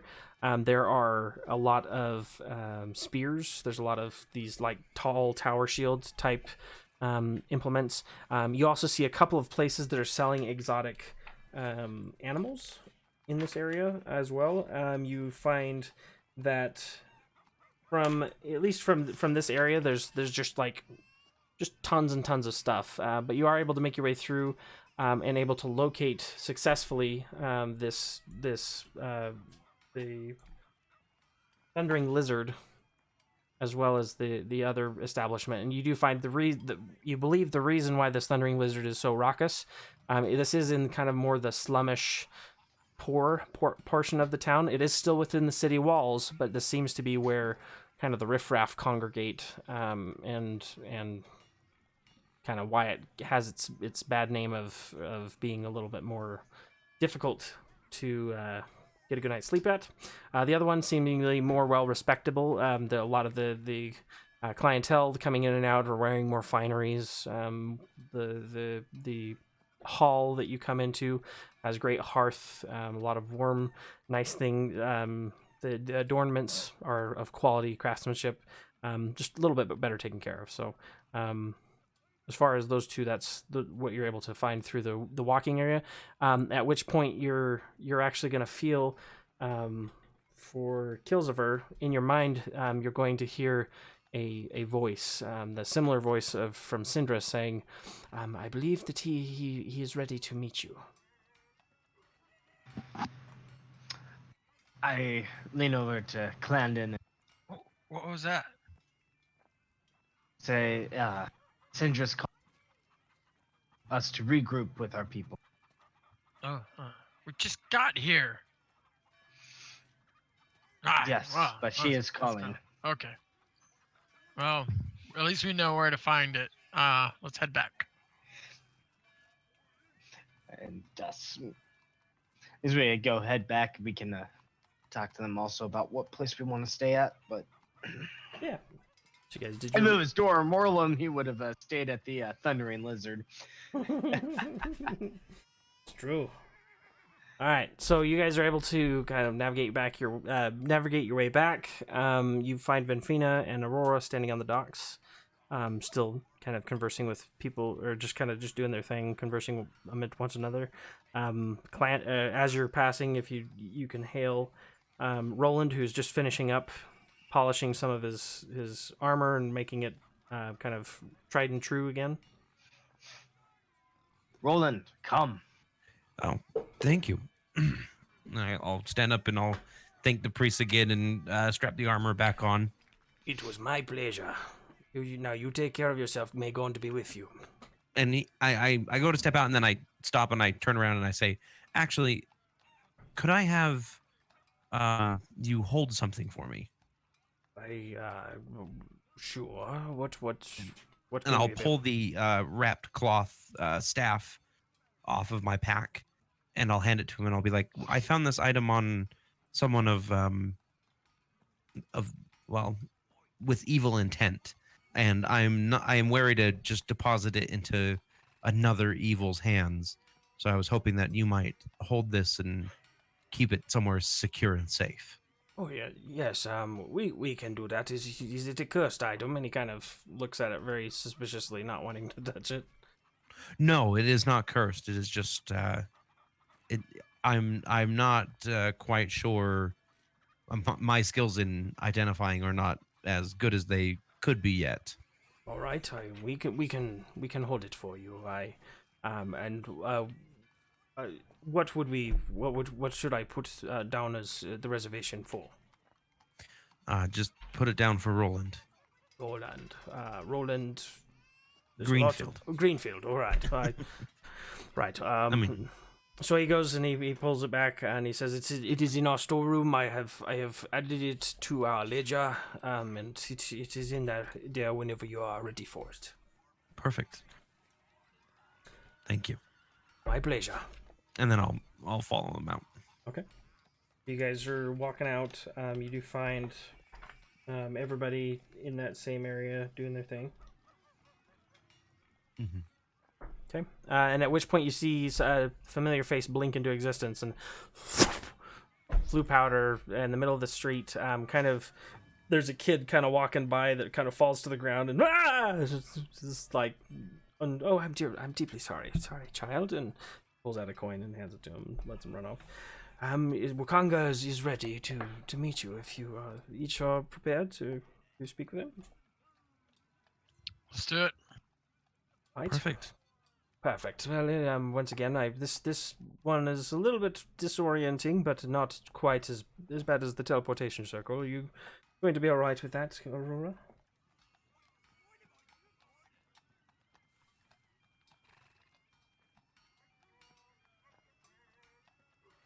Yes, I'll be all right with that.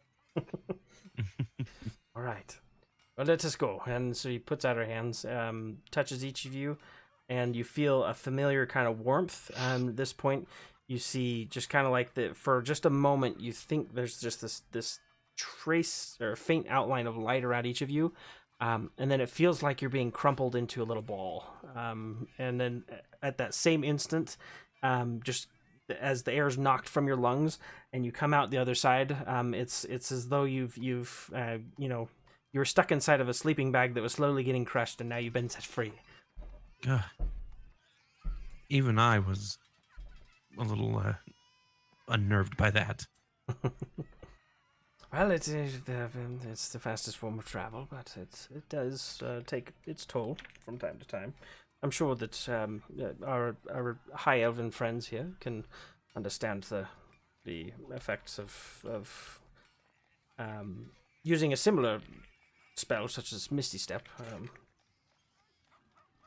Thing is, it's part of the thing. But all right. So as you kind of come in, you guys see in this very beautiful house, and you're kind of walking into this estate, very nicely preened yard with a lot of exotic flowers and a little garden that has just an explosion of color, tons and tons of different things. A few people, laymen that are working in the yards. You approach this large mansion, if you will, and on each side of the mansion, there are two gargoyles sitting on each side of the door. And as you approach, you get the sense that they're watching you, but there's no malefic intent as they allow you to pass. And you enter into the building, and you hear the wide sweeping doors. You see these large, grand granite floor that spans the entire entryway of this building. A large kind of, what do you call those? I'm gonna call it the Beauty and the Beast staircase, because I don't know what it's called. So the dual wrapping staircases. You've got a large chandelier. You've got, and at the top of these stairs, kind of coming down, he says, "Welcome, my friends. I'm glad to meet you. my friend here, Sindra, longtime friend, has told me of your coming and of your plights, and I welcome you into my estate. We're more than happy to be here. Thank you for having us. Did we come to Jamaica? Well, sort of. kind of. If you guys can see the pictures, everyone looks Jamaican. We be Jamaican. So they're all. It's sort of it's sort of like an island nation. It's like slash, Caribbean. like, Caribbean. Maybe a little bit of African in there too. Absolutely. So think somewhere between the Caribbean and Wakanda. Mhm. That's where we're So at. I'm gonna give this. This I'm assuming that this is Prince. Yes. Wakanga is this guy's name, right? Yep. Okay. I'm going to give him a very low bow. I mean, I'm again country boy trying his best to be polite. I'm just gonna like bow as deeply as possible and say we're really honored to be here, sir. He dips his head and he says, It is my pleasure to have friends from so far across the ocean and from far away that come to help us with something that has plagued us for some time now, and so the pleasure is mine. And the rest of you, I welcome to being here.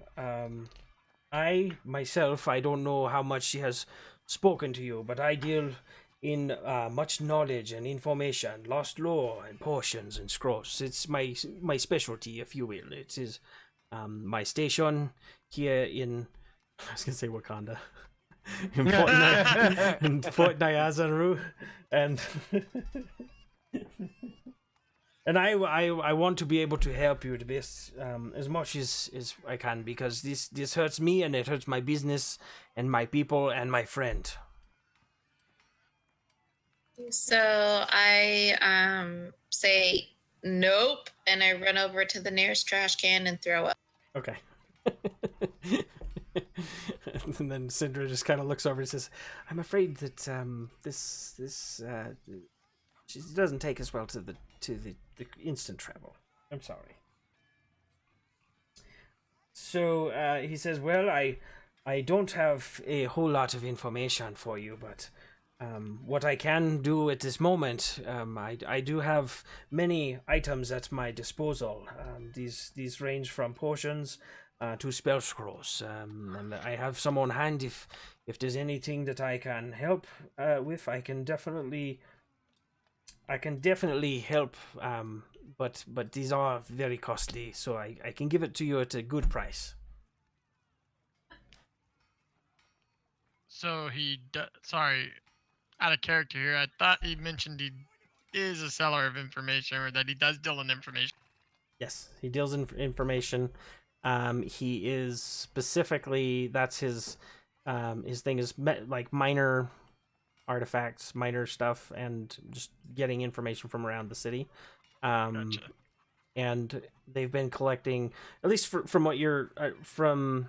Make me a perception check or investigation check.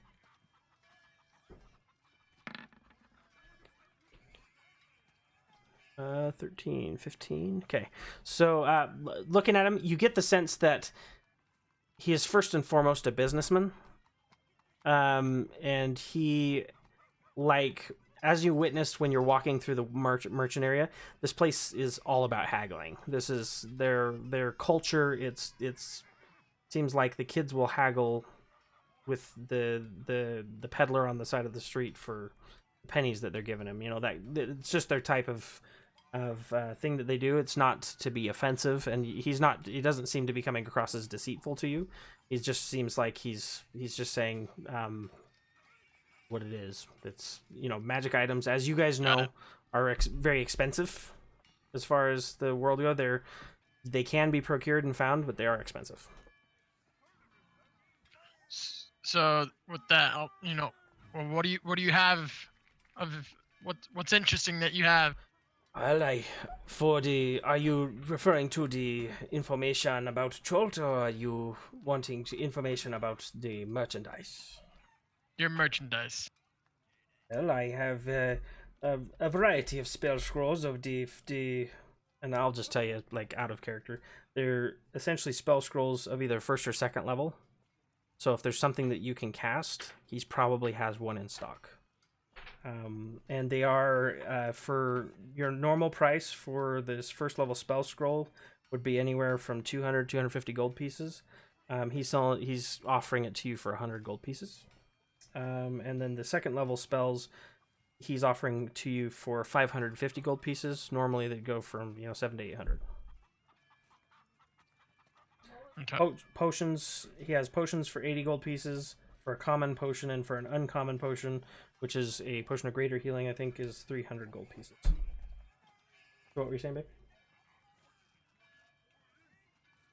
550 gold pieces for a second level spell scroll of your choosing. So he has a swath of different spells that they have prepared in different journals. And then kind of while he's giving you the tour of his wares and giving you the lowdown on it, he takes you to one particular cabinet. And this cabinet, he goes and he takes a key and unlocks it and slowly unhinges it and pulls from it a very thickly bound, what looks to be like leather or skin book that the pages themselves made of vellum, old, aging. You can tell that this book is just ancient beyond belief, but incredibly well preserved. And he pulls it out and he says, and this is where things get interesting. I mentioned to you that I deal in information. This is one of those places that we found this wizard's journal in one of our excavation 15 years ago. And this particular tome, it gave us some information. This I can give you the information for free. This is pertinent to the survival of all the people around here. And he goes in and he starts talking, and he basically gives this there's no author of this particular book, but you get the sense that this is some type of scholar or wizard's journal. And it goes into the details about various places in Chult, but not enough that you could actually say, oh, this is where it would be on the map. You know what I'm saying? We're talking like a pirate map, walk 5 steps over here and find those kind of vague directions. And he goes through and he basically he makes mention of his only traveling companion, a shield guardian named Vorn. And basically on here he says, well, if you do have the map that she gave you, I can show you where we found this journal, and it might lead you to further information. That would be wonderful. So as remind me what this guy's name is. This guy's Wakanga, WAKANGA_TAMU. He's one of the mercantile princes of the city. Wakanga Otamu. So we'll name him Waka Waka. And what was the name of the companion in the journal? Vorn, VORN.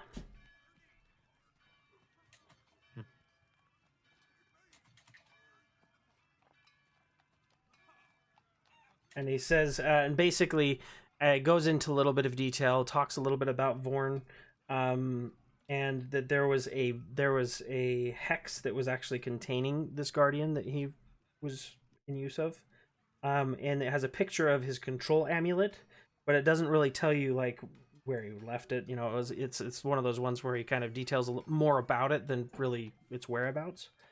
Mm-hmm. And the reward, basically, he says, if you are able to get the construct and its control amulet for this type of thing, I would be more than intrigued to be able to study its whereabouts, and I would be willing to reward you even further with a spell book with 15 spell books. Okay, basically he goes through and he says, all right, here's a spell book that would basically be 15 randomly determined spells. I'm going to roll a d6 that's going to basically say what they are. but he offers that in an exchange if you are able to recover this amulet while you're looking for other information. Okay. But this is the most the closest information that I found, because this wizard had previously been known to be working to contradict the things that we know that the other necromantic liches and other evil wizards of this area were trying to accomplish. Of course. And he gave us an area. Yes, so he pointed out on there for you.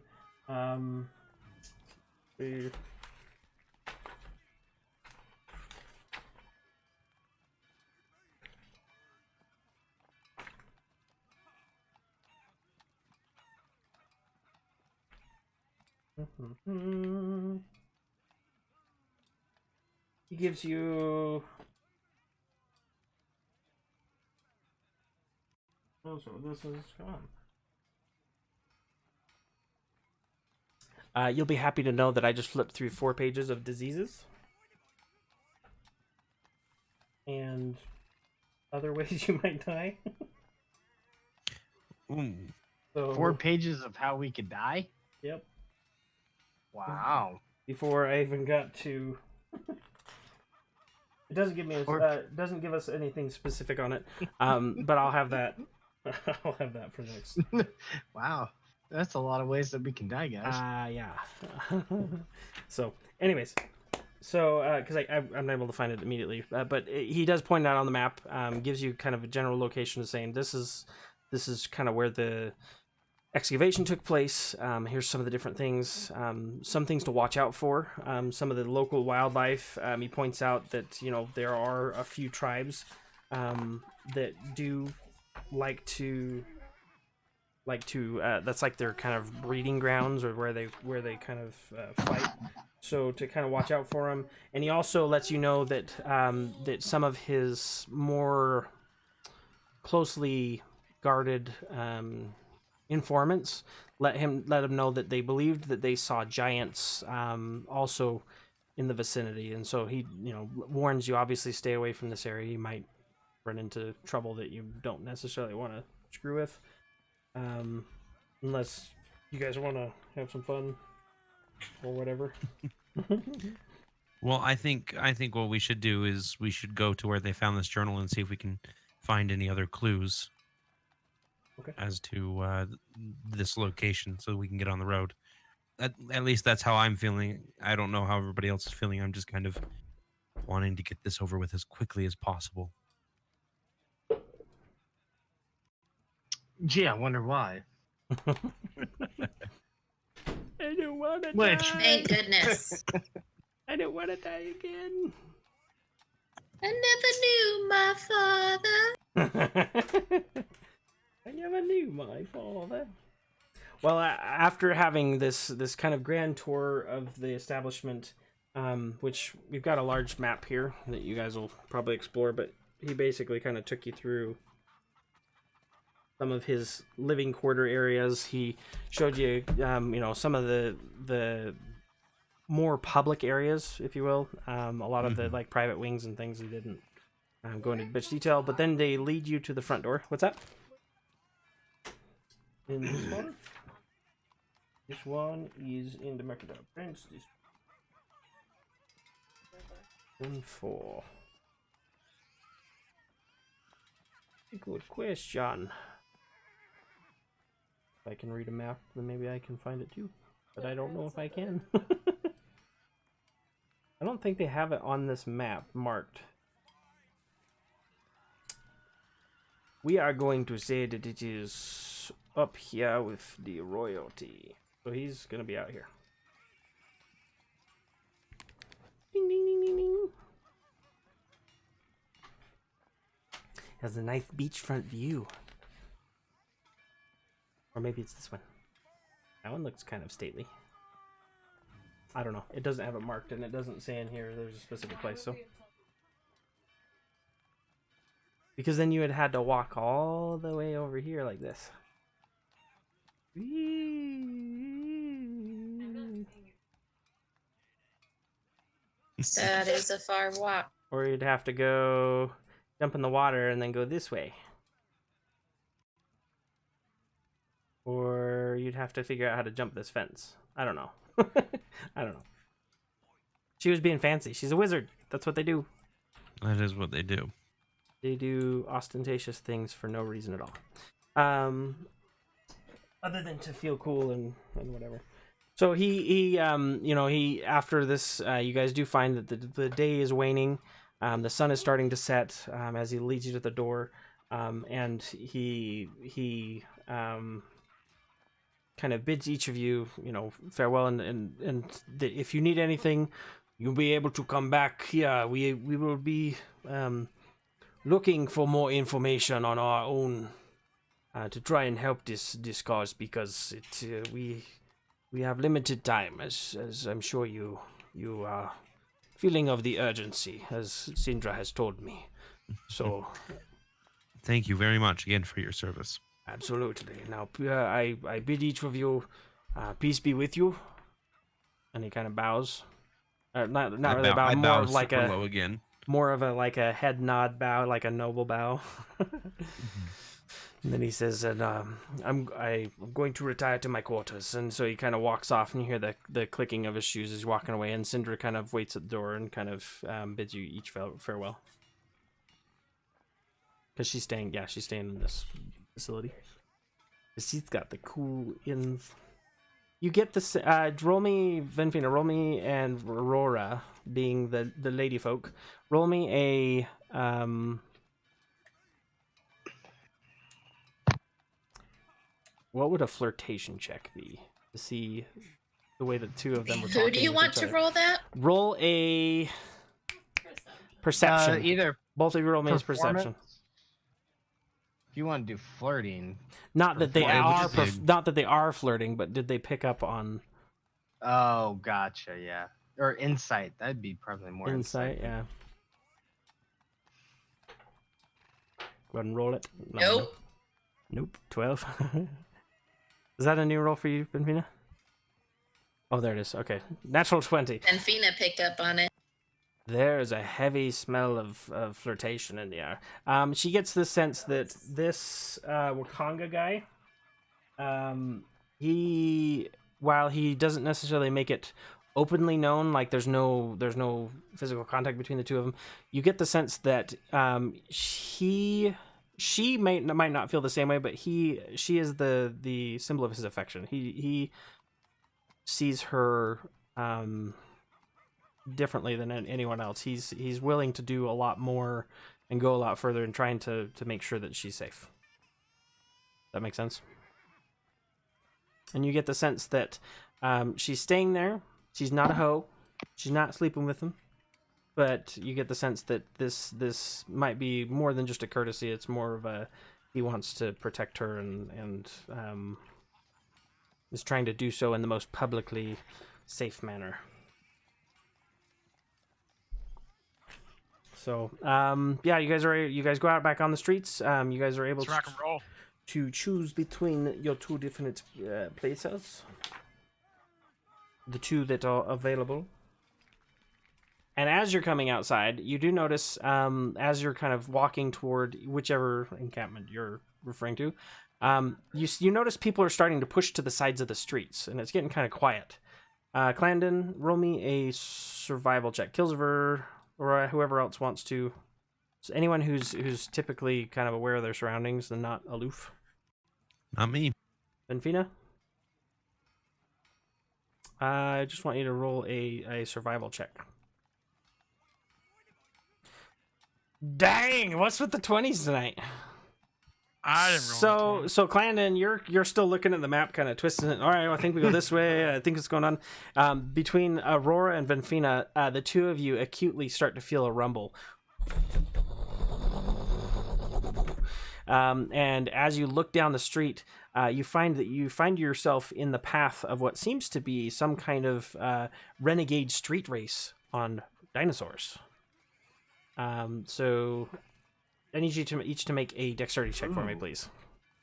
Everybody? Yes, this is the Fast and the Furious. And you guys are on the road. Everybody. Everybody. You're walking down the road. Is it a dex save or Dex just save. a dex check? Save. Dex save. You're diving out of the way. Do you get trampled? So that's 22 for me. Yes, I get trampled. You see it. You have advantage because you were actually one of the people who saw it initially. Same with Venfina. I got a 22 overall. Okay. So Kilsver, you dive out of the way. Clannon, you're fine. Aurora, you basically as this Triceratops is just right at you. You jump like crouching tiger style. Lightly jump off the horn and land behind it safely. Tiger Lily doing the same kind of pouncing to the side and then right back to your side. Venfina, you roll out of the way. Roland doesn't quite like everybody moves, and I'm just like looking around, and all of a sudden I go, "Wait, where'd everybody go?" So this, see if it notices you. N. So this is going to be 3 trampling damage. So what this is basically doing is it doesn't necessarily like run on top of you, but it kind of comes up and the frill kind of scoops you to the side and pushes you out of the way. But you do take some bludgeoning damage. Do I need to roll for Videx? No, Videx is dead unless you have It wasn't. resummoned him. Yeah, I did. Okay. Before Then yes, roll for Videx as well. No, actually, we'll just do combined rolls. It doesn't matter. So the two of you jump out because I did combined rolls for Aurora, so it wouldn't necessarily be fair. So, but then you see him running past, and you see a couple of guys on the side of the road. They're all cheering and racing, trying to see who's going past. And then a few seconds later, you hear much lighter-footed guards coming on these large Gallimimus-like lizards, very kind of like an ostrich, if you're familiar. It's just a giant lizard ostrich that they're riding on the backs of it, holding their spears forward, and they're just running, chasing after these things. And you hear them shouting in what you can only understand to believe that they're probably in hot pursuit of these derelict. This is a particular tribal language that's specific to Cholt. I don't think it gave it a specific name, but I will check.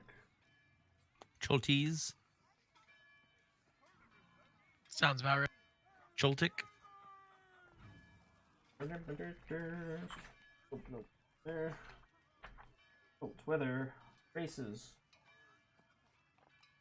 Well, does it have any roots in other languages that we might be able to decipher some of it? Think of it this way. This is similar to us, like in real life. We're speaking English, trying to understand the bush people. You see what I'm saying? Like you know they're communicating, but it's not necessarily. But it's not necessarily what you get the sense that it is a port town, and so you're probably going to have people who are bilingual, but their native tongue is more melodic than it is vocal. What the heck was that just hit me?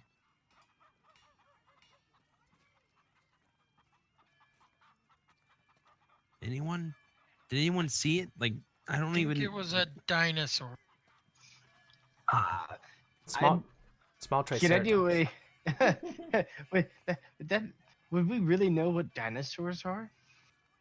Or would this be probably the first time seeing a dinosaur? Roll a We've history heard check. tales of dinosaurs. I mean, I'm sure you've probably heard about them in books, but whether or not you would have believed them to be real or not, I'll leave that to be said. Venfina, she thought they were storybooks. Kilsiver, you don't read books. I don't read books. No, no, I don't. The books you read are not of that caliber. Clandid, you are like, they're akin to dragons, and you think they're the coolest, whatever. So you got them. Roland, kind of the same thing. These are the things that moms and dads use to spook kids into being. You're seeing Krampus running down the street, kind of thing. I'm just horrified that people would just casually use these as mounts. So is Cholt like some kind of mystical land itself then? You think of it as like the Yucatan Peninsula. It's very isolated, and so a lot of its culture and a lot of having that thick jungle it has not been tamed or dominated by humanoids. It is primarily run in mass by either the undead, the large dinosaurs, the bugbears, whatever large creatures that inhabit this area. But it seems like most of them, because it being so hot and humid, are very usually reptilian in nature.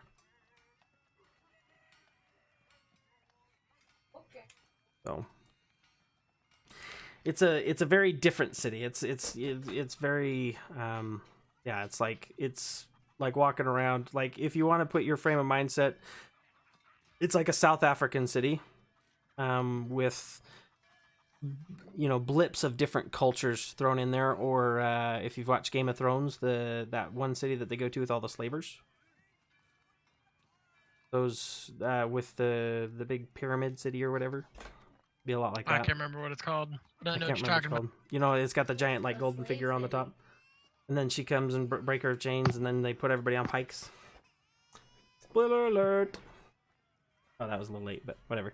Anyway, so you guys are able to you kind of get that taste of that nightlife that's starting to erupt into this area. You see a few guys on the sides as you're collecting yourselves and continuing forward to the place of which you are staying. You see them kind of, they've obviously won or lost a bet, whatever it might be.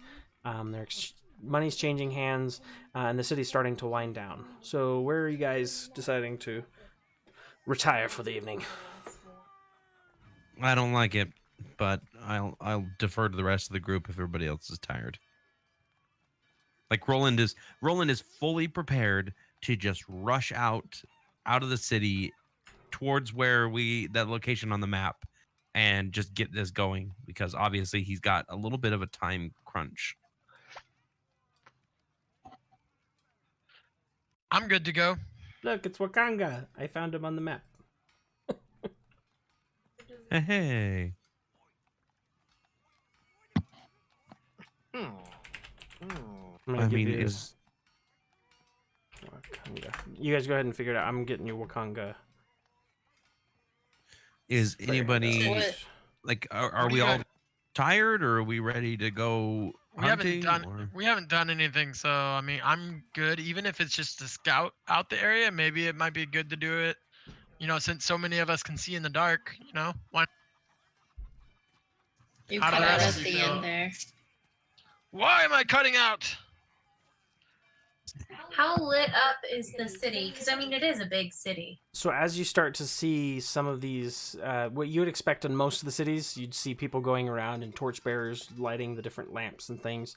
You do not see that in this city. This city, you start to hear hissing sounds, and then the eruption of little tiny flames and flickering. You see this kind of, I don't want to say steampunk, but you get these lamps that you get the sense that the Temple of Gond is very active in this city, along with the aqueducts and all the other pumps and various contraptions that they've created. They've also somehow been able to light up. But the further you get to the north of the city, the less this is prevalent. It's more derelict. And where's the spot on the map that we're supposed to be going to? So you've got over here. That's the lightning. The inn? This is the inn. Oh, yeah. Yep, that's where. Well, if you're going to the inn, if you're trying to go somewhere to the area, you'd be exiting up here to the north. And where on? Can you pull up the other map and show us where we would be traveling in Cholt? Yeah. We'll switch here.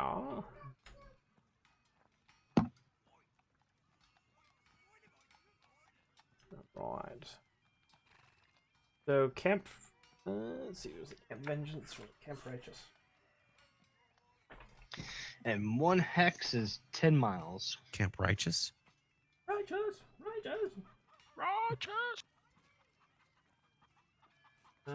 So, as a quick note, each of these hexes measures 10 miles across. And if you're moving at a normal pace, you can travel 1 hex per day on foot through coastal, jungle, mountain, swamp, wasteland terrain. It will be 2 hexes per day if you're on a canoe, river, or lake.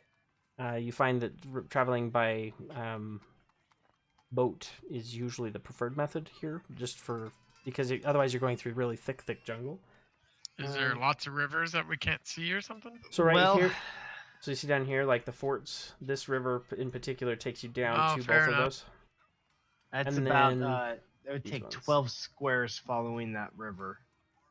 So it'd take 120 miles following So- that river. Sorry, where is the location that we need to go? So the location is what I'm looking at now. Oh. Oh, it's not Camp Righteous that we want. I just said don't Camp remember which Righteous. one. Oh, okay.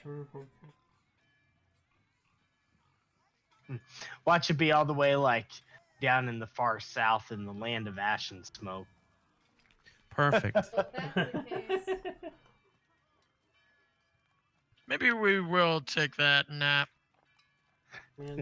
Yeah, actually, it probably would be, as much as I'm eager to push forward, it probably is a good idea if we secure transportation, but we probably won't be able to do that until the morning. If you guys Yeah. do find your way over there, you do recall from, I guess, some of the conversations. I guess we'll retrograde that Syndra wanted to warn you that it is, being a jungle. Typically, you'll want to find assistance in navigating said jungle, or transportation, or those kinds of things, just because of just how ridiculous it is. No, she's not coming with you. Ridiculous. She says her uses are better served elsewhere. So let's go to this inn then, Okay. and let's see if we can find ourselves a guide, So a guide and some transportation. And where are we needing to go on the big map? this one, I'm gonna have to get back to you on it because I Oh, can't okay, find gotcha. it in Never the mind. 20 pages of stuff I'm trying to skim through. No worries. DM fail. No, I'm just kidding. Yeah. I mean, you should know this by now. I know. You're supposed to know everything. Didn't you read the book like 12 times I already? know. All 255 pages. I should have it memorized.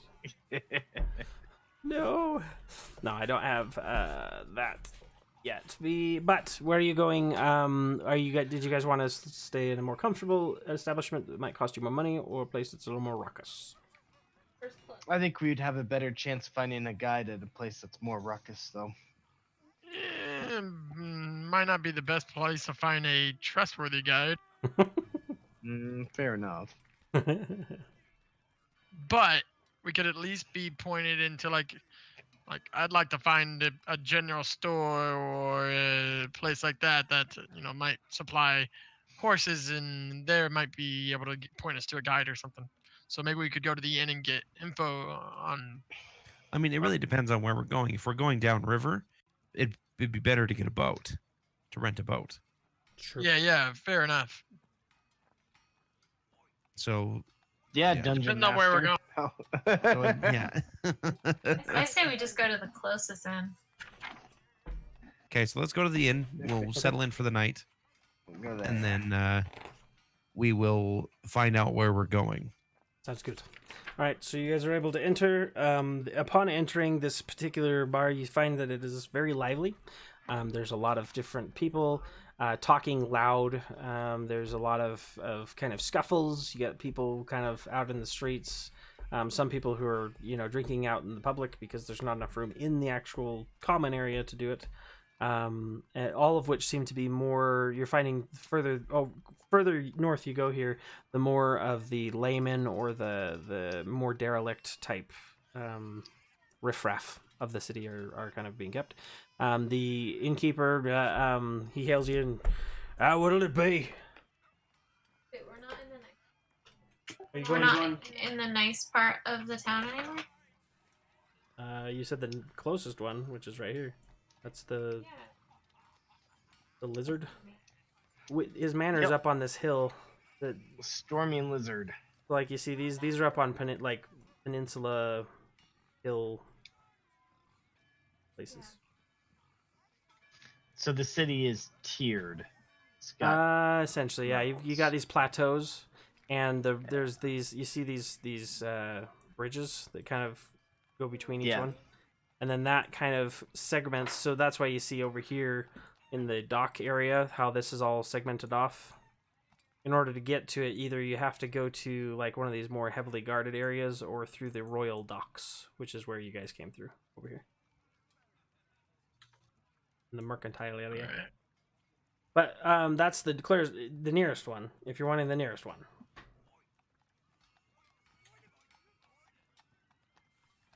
Let's do it. Well, is this one safe? Like, if we were to sleep here, is it safe? define safe. You get the sense. I wouldn't believe Sandra would recommend it or mention it if it wasn't safe. When we pull up to it, what is the name of it? This one is the lizard. Storm and The lizard. Thundering Lizard. Thundering Thunder. lizard. That's the one. Something storm, thunder. you Bam. know. She recommended it, so. Yep. That's one of the two that she had recommended. Did you say?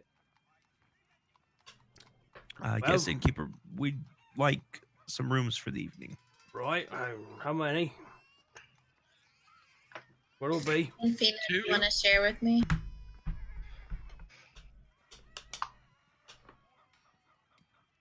Did you hear, Rebecca? Sorry, what? I said, do you want to share a room with me? Oh, yep, probably. All right. So there's one room for two of you. He puts a thing on the table. It says, "That'll be gold piece. It'll include room and board." Gold piece. What about the rest of you? I'll get my own room. Right. He puts a thing on the table and he says, "That'll be another 2 gold." I'll look at Glenn and I'll be like, bunkmates? Come on, Remy. Okay, I'll go ahead and set down a gold. Ah, thanks. And then he turns to the other guys. That'll be 1 gold piece. Here you go. And then I'll go ahead and Points. bid everybody good night. Okay. And head up to the room. Because So in case it wasn't I'm clear, not feeling like reveling. Venfina and Aurora, 1 gold piece. Clan and Roland, 1 gold piece. Kilziver, he charged you 2 gold pieces. So, just to be clear, in case you didn't want to thwart that. Oh, so they only got charged 1 total? One We for got the charged shared room. one. One for the shared room for each of you, but Kilziver got charged 2 Oh, for an individual room. interesting. Yeah. Wait. He said 2 silver, right? Nope, 2 gold pieces. What are you trying to run here? Hey, I've got limited space. You're taking up room. I'd like to intimidate him into Go for it. into not charging me Roll. outrageous. Roll for intimidation. That's an 11. 11. Crap. So you're trying to be imposing. He kind of looks you up and down. Look at me. And he laughs and he says, "You're not going to last long around here with that kind of face." Too true. Too true. If you like, I'll I can keep prepare a my place for you in the gold. stocks. Or not the stocks, what do they call it? Stockade. Not the stockade. My brain went to stocks. Where the horses sleep. Stable. Stables. Ah, It's up to you. no. I'll keep my gold and I'll find another place to sleep. That suits you. Your way out. And then he kind of goes back to everyone else that's drinking and doing their thing. You get the sense that a lot of the people that are in this establishment are usually humanoid, and those you don't see many other non-humanoid particular establishment. Interesting. Up to the clan and be Well, like, I'm humanoid. going to that I mean, place. like as in elves. There's not really elves, but like he doesn't seem to mind you guys. But specifically the Dragonborn, especially one that's like mostly naked. Yeah.